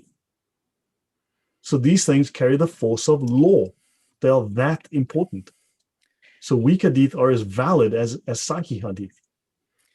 Yeah, this is great. This quote here is great. That don't use this as a simplistic expedient to eliminate weak hadith, which is exactly how it's always applied in YouTube comments, as a simplistic expedient to remove a hadith that's probably actually qualified as sahih, but the person who is talking doesn't like. Exactly. So understand that they're not consistent with the use of their things, and they don't want us to know this nonsense. So multiple means of transmission, section W48.2. When one and the same piece of information reaches us through several completely different channels, each one may or may not be trustworthy, even if it's not trustworthy, but it comes through multiple channels, the logical probability of the information's falsity is much reduced. If we receive the very same piece of information from 10 such channels, the possibility of its falsehood does not even come to mind. In other words, it's legit. Yes. Chaco summarized it perfectly. He says, this seems like circular reasoning here. And of course, that is what it is. No, Yahya, the Bible is not acceptable. He says the Bible is acceptable. It's revelation. No, according to your scholars, the Bible is not acceptable. Right? So and then he said that it was messed up with insertions, etc. But how does he know the lines of it that he thinks are about Muhammad aren't the insertions? Notice he's not giving us a single. He has never, ever given me a single scholarly citation. Not one. Give me the name of the book, the name of the scholar, the page, the chapter. Give me a reference, a scholarly reference that shows what the doctrine of Islam is from its top scholars. Which school of fiqh do you belong to? Yahya, tell me, which school of fiqh? There are 4 that are recognized, that are legal. The rest are outlawed. The rest are illegal. Tell me the name of the school you belong to. I will tell you who your scholars are, which Sharia manuals they use, which fiqh manuals they use, and then you can give me citations out of those manuals. So which school of fiqh do you belong to? Put it in the chat. Love to know, and I'll help you. You're slow, but I'm not speaking too fast for you, am I? So the verificatory principle has 2 important implications, one being the obligatory nature of belief in hadiths that are mutawatir. So the Sharia of Islam tells us it is obligatory to believe in hadiths that are mutawatir. So I'm not making this up, and the other scholars weren't making this up. It's here, recognized in the Sharia. So multiple means of transmissions can raise a hadith from well-authenticated Hasan to Sahih, or from weak to Hasan. There you go. Yeah, interesting. And they give an example, but I skipped that. So yeah, So there we go. So yeah, hadith can be, now weak hadith cannot be equated with false. They repeat this, weak hadith cannot be equated with false. Weak is an attribute of the hadith's chain of transmission. False is an attribute of the hadith's text. These are two different things. These are two different things, right? So yeah. So anyway, they talk about blah, blah, blah, blah, blah, blah. We'll skip that. So almost to the end. When the person who has related a hadith is an Islamic scholar of the first rank, it is not enough for a student or popular writer to find one chain of transmission for the hadith that is weak, right? He can say, well, that chain is weak, but yeah, the other chains are accepted, right? So therefore that hadith is not elevated. There are a great many hadiths with several chains of transmission, and adequate scholarly treatment of how these affect hadith's authenticity has been held to require a master, a hafiz, right? So you need to get a scholar to actually look at this and give you a judgment, the hafiz. And a hafiz like Bukhari, Muslim, Dahabi, Ibn Kathir, or Suyuti, who have memorized at least 100,000 hadiths, their texts, the chains of transmission, and significance, to undertake the comparative study of the hadith's various chains of transmission that cannot be accurately assessed without such knowledge. I'll finish this and then we can comment on this. Today, not one hadith master remains in the Muslim community. We do not accept the judgment of any would-be reclassifiers of hadith, no matter how large their popular following, unless it is corroborated by the work of previous hadith masters. Is that clear? Yes. Excellent stuff. You know, even the most educated scholarly Muslim isn't allowed to reclassify hadith today. So I'm not quite sure why YouTube commenters think they can. Yeah. He went to the school of his town in Lebanon, Al-Ola School for Boys, like school of fiqh, dude. You know you're being dishonest. I know we all know you're being dishonest. You know, Shafi, Hanbali, Maliki, Hanafi, pick one, dude. Seriously, pick one. Put it in the comments. I'll help you understand what your scholars said. Because quite bluntly, we are the scholars now. So, hadith are a pitfall. The few hadith which can be understood adequately without referring to the often complex debates which have taken place concerning them between the scholars. That is Sheikh Abdul Hakim Murad. This man is currently Dean of Cambridge Muslim College, UK, which trains imams for British mosques. He was voted in 2010 Britain's most influential Muslim thinker by Jordan's Royal Islamic Strategic Studies Center. This man's a PhD. This man runs University Center, right? He translated a number of books from Arabic, including sections of Imam Ghazali's Ihya Ulum al-Din. So he says, you can't just look at a hadith. You need to understand, you need to go read the scholarly writing. So he knows this. And he says, Sufyan, he goes on to say, Sufyan ibn Uyayna, the great early hadith scholar, used to remark, the hadith are a pitfall except for the scholars. For this reason, and this is interesting, he says, no Muslim scholar of repute uses a hadith before checking the commentaries to ascertain its meaning and application. We don't have those commentaries. This is true. Yeah. So we are arguing, why are we doing exegesis of stuff that was done 1,000 years ago? We need to go see what the scholars are saying, and we can find that. There's loads of references you can find. You'll find these things all over the place. We don't have those exact ones, but man, they exist. You can find things. Now, tafsir of hadith. Hafiz was a term used for the scholars of hadith, specifically one who had committed 100,000 hadiths to memory. The most important of all hadith collections is Al-Jami' as-Sahih of Imam al-Bukhari, gauged with the fact that at least 70 commentaries have been written on the Sahih. Ever seen one? Ever? No, I haven't. You know, nope. I discovered this existed only recently, right? Like less than a year ago.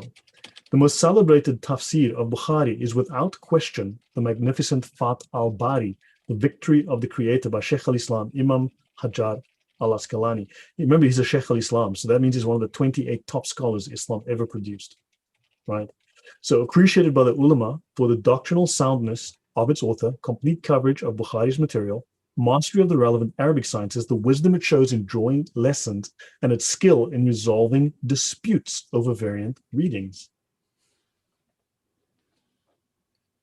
You see, he refuses to answer which school of fiqh he belongs to because he's not here to be honest. Yahya is here to confuse. He's here to confuse the issue. Understand? His job, he's following a doctrine called commanding the right and forbidding the wrong. We are doing wrong. So he has to impose the Sharia law on us. He has to make sure that we are unable, because for him to allow us to engage in disobedience is itself disobedience. And he takes it upon himself as he's following the Fard al-Kifaya, communal obligation, to make sure that he's serving Allah. He believes he's being righteous. He believes he's being moral. He believes he is doing good by lying. Think about that. So moving on. Now, this is the cover of the book and the back cover. So yeah. So now Bukhari apparently, last couple of slides, 4 slides, Bukhari questioned more than 1,000 scholars of Hadith. How? I don't know. Maybe he questioned the guy next door. I don't know. Can you prove it? Apparently, he questioned people from Nishapur in India, Hijaz, Egypt, Iraq. I think he flew Emirates. I'm not sure. Could have been Qatar Airways, maybe Air Lebanon. I don't know. We don't have the records. Did you see any records of how he got around, Thaddeus? Yeah, all the information we have on him, which isn't much, comes from much later people. So it's almost like they could have just made up whatever information they wanted about him. Yeah. So apparently he prayed before recording any hadith. Oh, what a good man. What a good man. He weighed every word with scrupulous accuracy. He devoted more than a quarter of his life to the Sahih, now considered as an authority second only to the Quran, whatever. Then al-Bukhari's notion to compile the Sahih apparently was because of a casual remark from blah, blah, blah, who said that he wished that a scholar would compile a short but comprehensive book containing only the Sahih Hadith, the genuine Hadith. So Bukhari sifted through all the Hadith known to him, testing their genuineness according to criteria he personally developed. We have no idea what those criteria are. Nobody knows. He selected 7,275 out of 600,000 Hadith. I read through 600,000 Hadith in like a day. How about you, Thaddeus? Well, one, your video is frozen, just so you know. But someone asked earlier if he could have possibly done that. So I did the math, and if he did every day, it's 365 days a year for 10 years. All right, your video is fixed now. It was still frozen there for a second. He would have to evaluate 164 hadith a day. Now, he could certainly read 164 hadith in a day, but how is he going to, these scholars in different parts of the world and questioning them about the accuracy of these hadith and doing 164 of them a day? That's quite a feat there. If he was doing this for 12 hours, that'd be like 14 hadith an hour, or like 3 minutes a hadith. And he supposedly gave them, so if he did this 12 hours a day, 365 days a year for 10 years, then he could devote 3 minutes to each hadith, which is barely enough time to read it, let alone evaluate its accuracy. I think it's pretty clear that this number is just totally made up. He probably evaluated, 10,000 hadith and kept 7,000 or something like that. Exactly. This story is just, you can see they just made this up. He took flying carpet airlines out of Persia, obviously, and that's how he got around, right? Now, Bukhari nowhere mentions, and this is taken from the Tafsir Sahih Bukhari, right? He nowhere mentions, I'm quoting this out of it, he nowhere mentions what criteria he applied to traditions to test the authenticity. He's like, looks good to me. I think that was his criteria, right? Or explains why he compiled the book the way he did. So many later scholars tried to figure it out, okay? And none of them could quite figure out. So they've all kind of figured out what they think he was doing, but no one actually knows. Now, he also chose hadith that were handed down from the Prophet on the authority of a well-known companion via a continuous chain of narrators, or so he said. Okay? So according to his records, his research and his knowledge, apparently, these had been unanimously accepted by honest and trustworthy hadith scholars as men and women of integrity, possessed of a retentive memory and firm faith. So they said, we can trust these hadith because they come from people who are legit from 150 years ago that were good people, great memories. So Bukhari also used ahadith from other reliable authorities that were said to be free from defects. Do they give us more info? No, they don't. Al-Bukhari included these narrations when they explicitly state that they had received the hadith from their own authorities. So if a dude got it from his imam, it's legit. You just say, okay, that goes in. If their statement was ambiguous, Bukhari took care that they had demonstrably met their teachers and they were not people known to make careless statements. From these principles, okay, you can see that Bukhari's caution is evident, whatever. Al-Bukhari's purpose was not only to collect what he considered to be sound, but to impress the contents of the mind of the readers, but also to show them what doctrinal and legal inferences could be drawn from them. This is the substance of ultimately Islamic law. I'll pause there for a moment. So last two slides. Yeah, I want to make one comment. It's totally insane that he didn't explain his methods at all. And yet this is the single most reliable hadith collection, according to Islam. That, as far as we know, he just randomly picked and chose. I mean, it's entirely 100% dependent on his reliability. So it's the chain has collapsed to one person.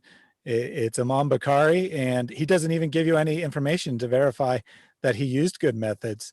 And in fact, I've read that, scholars who've gone back and, primarily Western scholars, and tried to apply the criteria that later scholars came up with to Bukhari, show that there are numerous hadith that shouldn't be graded Sahih in his collection by their own standards. So essentially, he just picked some things, and then they tried to invent standards to match what he picked. Right. So yeah, I mean, it's a mess. It's a total mess. And then thanks for doing the maths there earlier. I mean, that shows this just doesn't work out. How do you assess their friends, their opinions, and I asked him which school of fiqh he follows, and he says, my own. This means he's an apostate. He's nobody. He follows his own personal religion that he invented, right? He is no longer, he's violating the Quran. He's flat out violating even the Quran. How can he claim to be a Muslim, right? If he's following his own thing, doing his own thing, right? So obviously he doesn't want to answer, because then we can pin him down. If he answers, we can then pin him down on exactly the doctrine that he supposedly follows. But he belongs to one of these schools. He's just lying to us because he wants to confuse us. I'm sorry, dude, we know Islam better than you do. I know this stuff way better than you ever will. We are the scholars now. You are the students. So now, Shaykh al-Islam Ibn Hajar al-Asqalani, he divided his book, his work into more than 100 books. Each one subdivided into, 3,450 chapters. So it's huge work. Every chapter heading indicates the contents of the various traditions, so he categorized them all. So apparently it says here, this is just fluff, at the age of 12, he was leading Ramadan prayers in Mecca at 12, and he spent time in a house that looked directly on the Black Stone. You got to ask yourself, how come does the Black Stone in Mecca wear burqa? It's not wearing the men's dish dash. It's wearing a female's burqa. Ask yourself that question. That's really a question everyone needs to ask yourself. Why is the Black Stone dressed in women's clothing? And that's a legit. I know I say weird things, man, but maybe I know a few things about Islam. It's almost like it's one of those daughters of Allah that we've heard about, but apparently actually were given by Satan, and Mohammed couldn't tell the difference or something. Yeah, well, yeah, I've said in the past is that the Quran is irrelevant, and I kind of mean that 90%. Yeah, so let me not make the statement that I would make, but yeah, ask yourself, why is the Kaaba dressed in women's clothing, not men's clothing? Just ask yourself that. So anyway, in Cairo, the Imam wrote some of the most thorough and beneficial books ever added to the library of Islamic civilization. And these are blah, blah, blah, and blah, blah, blah. And he wrote a commentary on the 40 hadith of Shaykh al-Islam, Imam al-Nawawi, one of the most famous scholars in Islam, and the guy that actually ultimately really was the source for the reliance of the traveler. Okay. So he was the top scholar of the Shafi'i school. He was the crowning scholar of the Shafi'i school of Islam. Shafi was the man who created the ideas of the schools of fiqh. He did that in Baghdad or in Iraq, and he was the first man to codify the rules of fiqh, and then the other schools followed after him. Imam Hajar died in 852, and even the Christians grieved when he died. He was such a good man. I mean, this is just like such comic book material that they write. It's crazy. And now, some vocabulary, last slide. Sheikh al-Islam is an honorific title for outstanding scholars of the Islamic sciences given to jurists whose fatwas were particularly influential, right? In the classical era, it was reserved for the Ulema and the mystics. There are 28 scholars who have received this title. Ulema means scholar, literally the learned ones. The feminine, alima or uluma. Now, these ulama are the guardians, they are the transmitters and the interpreters of religious knowledge in Islam, including Islamic doctrine and law. So these weirdos that we've been talking about in this presentation are the transmitters of the Quran. They're guardians of the Quran. They're the interpreters of the Quran. And you can see by the rules, they make stuff up as they go along. And now the final 2 slides. Should I pause there or just finish, Thaddeus? You can just go on. So this is from the notes about the translation of the Fath al-Bari. From the translation of Hadith is from 1 to 30 from the Fath al-Bari, was done by the students of knowledge studying in both Medina Munawwara and Egypt at Al-Azhar. These are the top 2 Islamic scholarly universities in the world, right? Al-Azhar is the top one, regarded as 1,000 years old. It's the most highly regarded Islamic authority in the world. This is the methodology they employed in translating the Hadith from the Fath al-Bari. We will translate the meaning of the explanation rather than translating the explanation verbatim. We will exclude anything that we deem irrelevant for the English reader and beginner-level student of knowledge, such as in-depth discussion of language issues or issues surrounding the narrators. Any narration that Ibn Hajar himself classifies as weak will be removed from the translation. And then the final 2 slides, or just 1.5 slides. It should be noted, this was done at the discretion of the students at Medina, because removing weak hadith from works was not the example of the hadith scholars. Otherwise, Imam Ibn Hajar would not have included weak hadith in the Fath al-Bari as sources to take knowledge from. Weak hadith are used to support opinions because a weak hadith containing the words of Muhammad is preferred over pure opinion and personal judgment. Weak hadith are used to support legal opinions, okay? Legal opinions. Because a weak hadith containing the words of Muhammad is preferred over opinion and personal judgment. This is the example set by the scholars, including Bukhari himself, who used them deliberately in his work Al-Adab al-Mufrad. The Sahih of Imam Bukhari is a collection of the Sahih only, not a collection of the only hadith that scholars use. The scholars themselves state a Sahih hadith has about a 99 to 100% chance of being entirely accurate. A Hasan hadith has about an 85 to 99% chance of being entirely accurate. A Da'if hadith has about a 45 to 85% chance of being entirely accurate. This is the widest band of accuracy. Even a fabricated hadith, a Maudu hadith, has a 45% chance of being accurate, since the grading it was given may have been wrong. The fabricator may have spoken the truth in this instance. So weak hadith should not be treated like fabricated hadith, because an 85% chance of being entirely accurate is a very high chance. Final slide. If a person received 85% on his test scores, would he throw that out saying that isn't worth anything? Each hadith is treated individually. There is no such thing in Islam as banning an entire grade of hadiths from being used.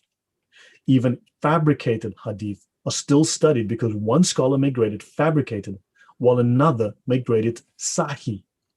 And there are many famous examples among the scholars of this occurring. End.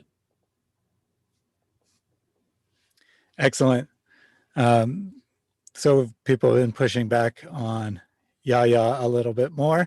One comment I particularly like from Andrew Martin, he says, see, you know that Islam is false. That's why you're rejecting what Islam is teaching and substituting your own made-up school of fiqh. Yeah. He rejects the foundation of Islam and says he's a Muslim. Like, no, you're not. So I will stop sharing here. So hopefully that made it clear. I hope everyone saw these slides and understands. I will pause there. Yeah, I personally found it very informative and very helpful. There's a lot of confusion. I think it's often intentional on the part of Muslims in the comment sections. Sometimes they're actually just confused themselves, and other times they're purposely trying to confuse us, make us look at the wrong things. It's a weak hadith being a prime example, because to us that makes it sound like it's probably not true, but to them that could mean it's up to 85% chance of being true. And if there's 2 weak hadith that say the same thing, then it might jump to 90% or something. And I think most people would probably accept something that's 90% true. Yeah, but they don't know these classifications. Remember, and don't forget the Mutawatir Hadith, they have to accept it as if they were witnesses to it. Yeah, yes, absolutely. The other thing that Yahya said is that there are over 7,000 hadith. It's impossible that all are acceptable.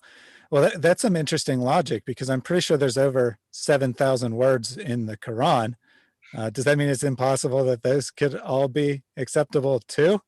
Or does that logic only work when you want to arbitrarily reject hadith you don't like? And of course, most notably, he likes to reject the, 24 Sahih hadith that say Aisha is 6 or sometimes 7 at age of marriage and 9 at age of consummation. And then he looks at some other hadith that are vague and takes like 5 of them, stacks them up, does some math, and magically she's 18.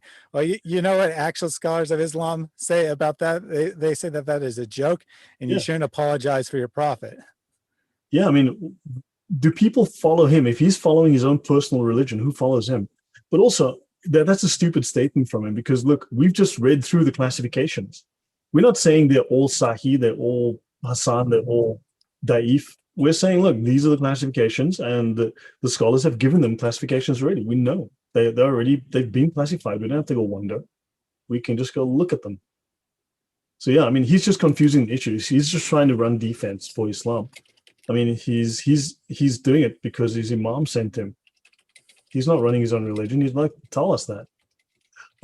Chaco Kurian asked, are you going to do a series on the Sufis? Now, probably not. Look, the thing is, if I start talking about the Sufis, let me explain to you, I'm going to start sounding like I'm telling you that I saw Bigfoot. Okay? And I mean that very seriously. I'm going to start sounding like I'm the guy that presents ancient aliens. Seriously, man, they're going to make memes out of me if I start talking about the Sufis. Right, Thaddeus? Yeah. There's some really bizarre stuff in Sufi teachings for sure. Yeah, so look, man, I'll tell you this much. The Sufis are the pinnacle. They are the elite within Islam. Disregard anything you're told by any of these idiots in the comment sections. The Sufis are the top echelon. They are the top elite in Islam. There is no higher than the Sufis. Ghazali was a Sufi. Many of the Shaykh al-Islam were Sufis. All of the top translators are Sufis. All of the people who established the schools of fiqh were either Sufis or were trained by Sufi. The Sufis are highly influential, but they like to remain in the shadows. They don't want to be in the forefront. They keep it very quiet. The Sufis are mystics. They deal in mystical magic, ritual magic. They follow a thing called light mysticism. It gets weird. And when you start reading their books, that stuff gets weird.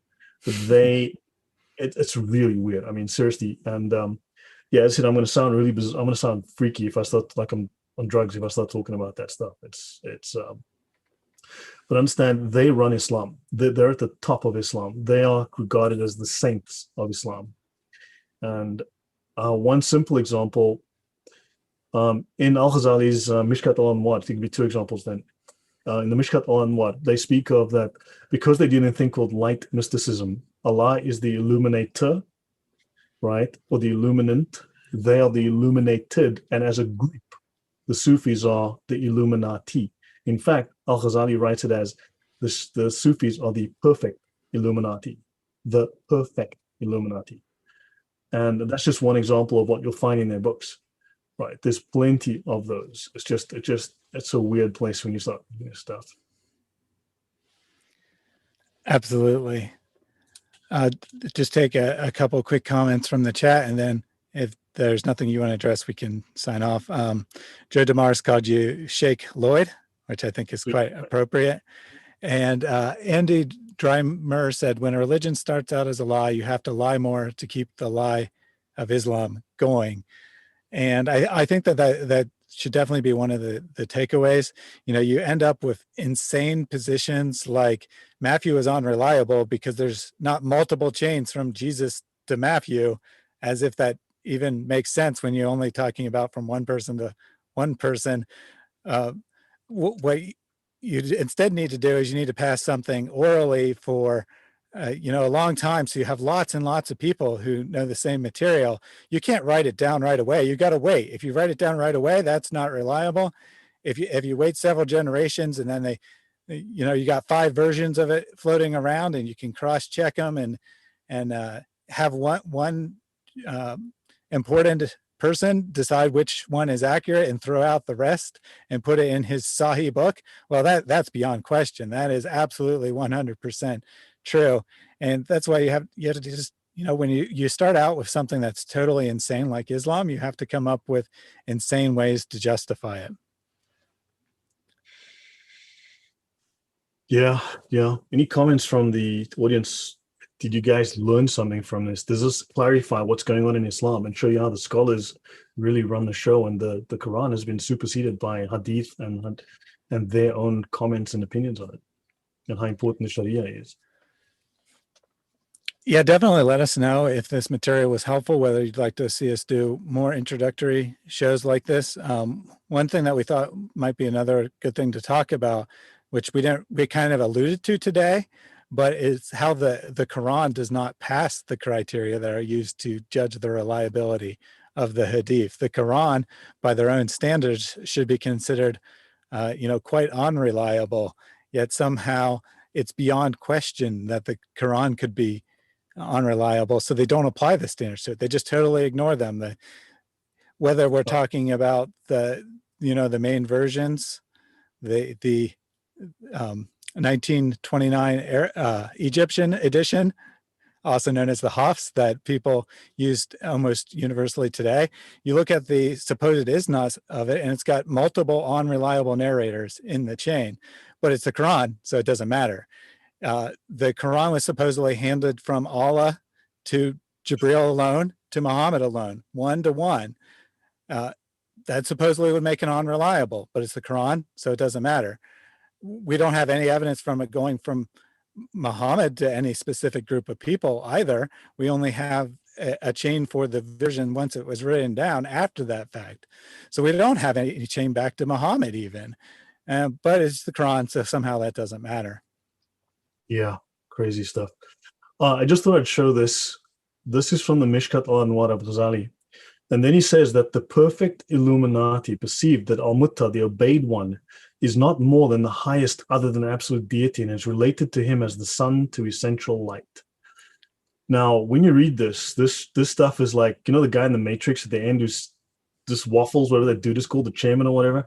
It's gobbledygook of the same. It's just crazy stuff. But understand, the Sufis regard themselves as the perfect Illuminati, okay, because of their light mysticism.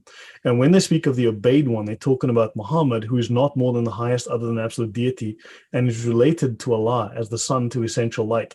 Muhammad is the light of Allah. Muhammad is a piece of Allah, light that Allah projected out of himself. And then he sent that light into all the prophets, into Jesus, and eventually that light was born in the world as a man called Muhammad. Do you understand? This stuff is bananas. I'll stop there, but it's bananas when you read it. It's seriously crazy stuff. And that's just the tip of the iceberg there when you get into the Sufi beliefs. Yeah. But don't worry, the great scholar of Yahyaism, he's collected all the differences between the Hafs and the Warsh, and he's going to upload a video that explains how it happened. Well, good. Let's be extremely generous and say you actually say something of value in that video. You only got 36 more Arabic Qurans to explain, approximately 90,000 different textual variants. You should be busy for a while. You do 10 different textual variants a day for, let's see, how long would that take? That would take you 24 years. So you got material for the next 24 years. Tackle 10 textual variants of the Quran a day for the next 24 years. And then maybe we'll be convinced that Islam is true. We'll see. Yeah.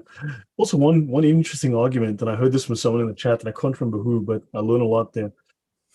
God swears on himself in one verse in the Bible because he is the greatest of creation. There's nothing greater than him that he can swear upon. But apparently Allah swears on all in heaven, basically all that is seen and unseen, which is a quote taken out of the Nicene Creed, oddly enough. But Allah swears on all that is seen and unseen because Allah is unable to swear upon himself, because when you swear, you have to do so upon something greater than you. So if everything in creation that you see and don't see is greater than you are less. You are the least of creation. And in the Bible, in Genesis, the serpent is the least of creation. So, ponder that. And Yahya did acknowledge that 90,000 textual variants is more than he can explain. But according to Sheikh Yasser Qadi and the consensus of the scholars, which means that it is beyond question, all of those versions all came from Allah and all went through Muhammad. So you got some work to do, or you can just admit that the Quran is not perfectly preserved and that Islam is just telling lies when they say it is. Of course, that means that it's also false, since Allah promises to protect the book from corruption in it. So difficult questions to decide there for sure. Yeah. So what did everyone learn today? Seriously, Yahya should just go away so we can just talk about this issue. Distractor, as a true distractor. What did everyone learn today? And how is this useful to you? And what about you, Thaddeus? What did you take away from this? What did you gain and learn?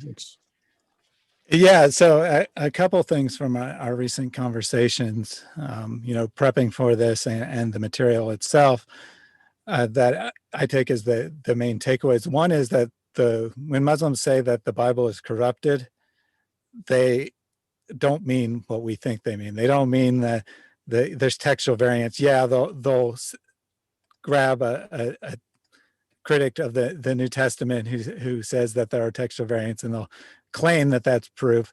But what they really mean is that it doesn't have multiple chains of narration going back to Jesus, which it can't, because it's directly connected to Jesus, so it'd be impossible for there to be multiple chains.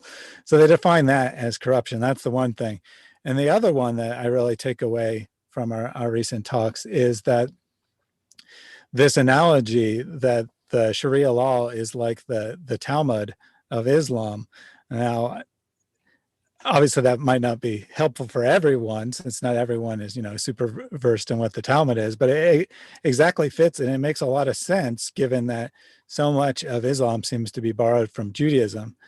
This is just a hypothesis. I don't have anything to back it, but it seems like a reasonable possibility is that Islam was actually founded, but which, I mean, what we call Islam today, not what Muhammad taught, was actually founded by a group of heretical rabbis who were trying to synchronize several different religions, but they drew most heavily from what they knew, which is Judaism, which would explain why there's so much material taken from the Talmud, and would explain why the legal structure is so similar.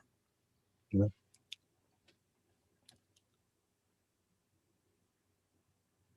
Let's see what other people said.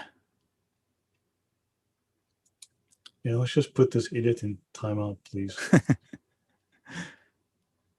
I do agree that Yahya was polite and somewhat on topic today, but definitely we're trying to wrap up now, so no need for further distraction at this point. Yeah, so tell us your takeaways. We want you to apply this material, use this material, share it, hopefully use it to better understand how Muslims think about issues so that you can better reach them.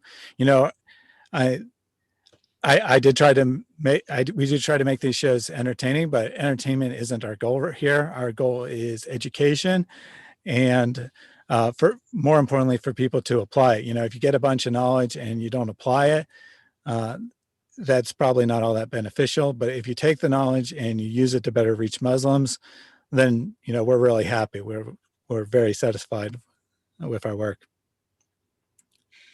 Yeah, this is. Look, I appreciate Thaddeus, again, I mean, I appreciate that you take the time to do this and work with me on these, because it's your perspective is really, really helpful. You've helped me so much. We have a request here from Joe DeMars, which I'm sure you'll be happy to hear, that he said we should do videos defending Paul and videos defending the early church. As it so happens, we were considering doing a video on Paul next. Been talking about it for weeks. In fact, I did the research ages ago.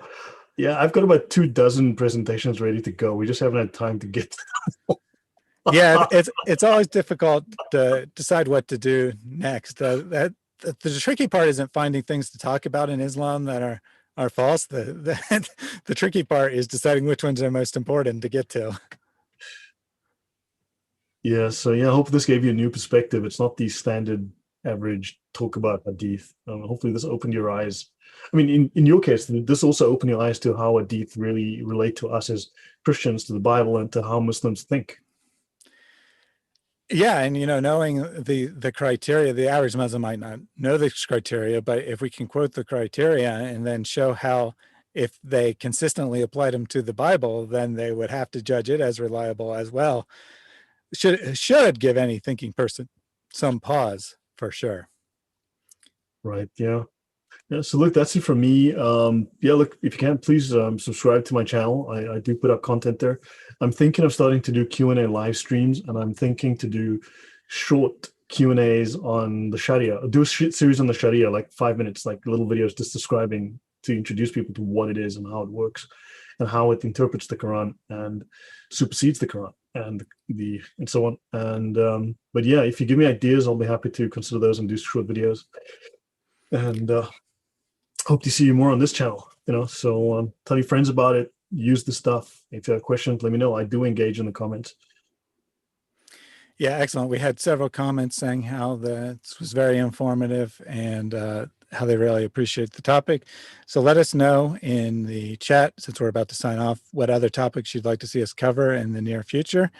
And we'll try to give priority to the things people are most interested in. Thank you all for joining us today. Have a great rest of your day, whether that is just beginning or whether it is coming to an end, depending on what part of the world you are in. Thanks for joining us, and God bless. Good night, guys.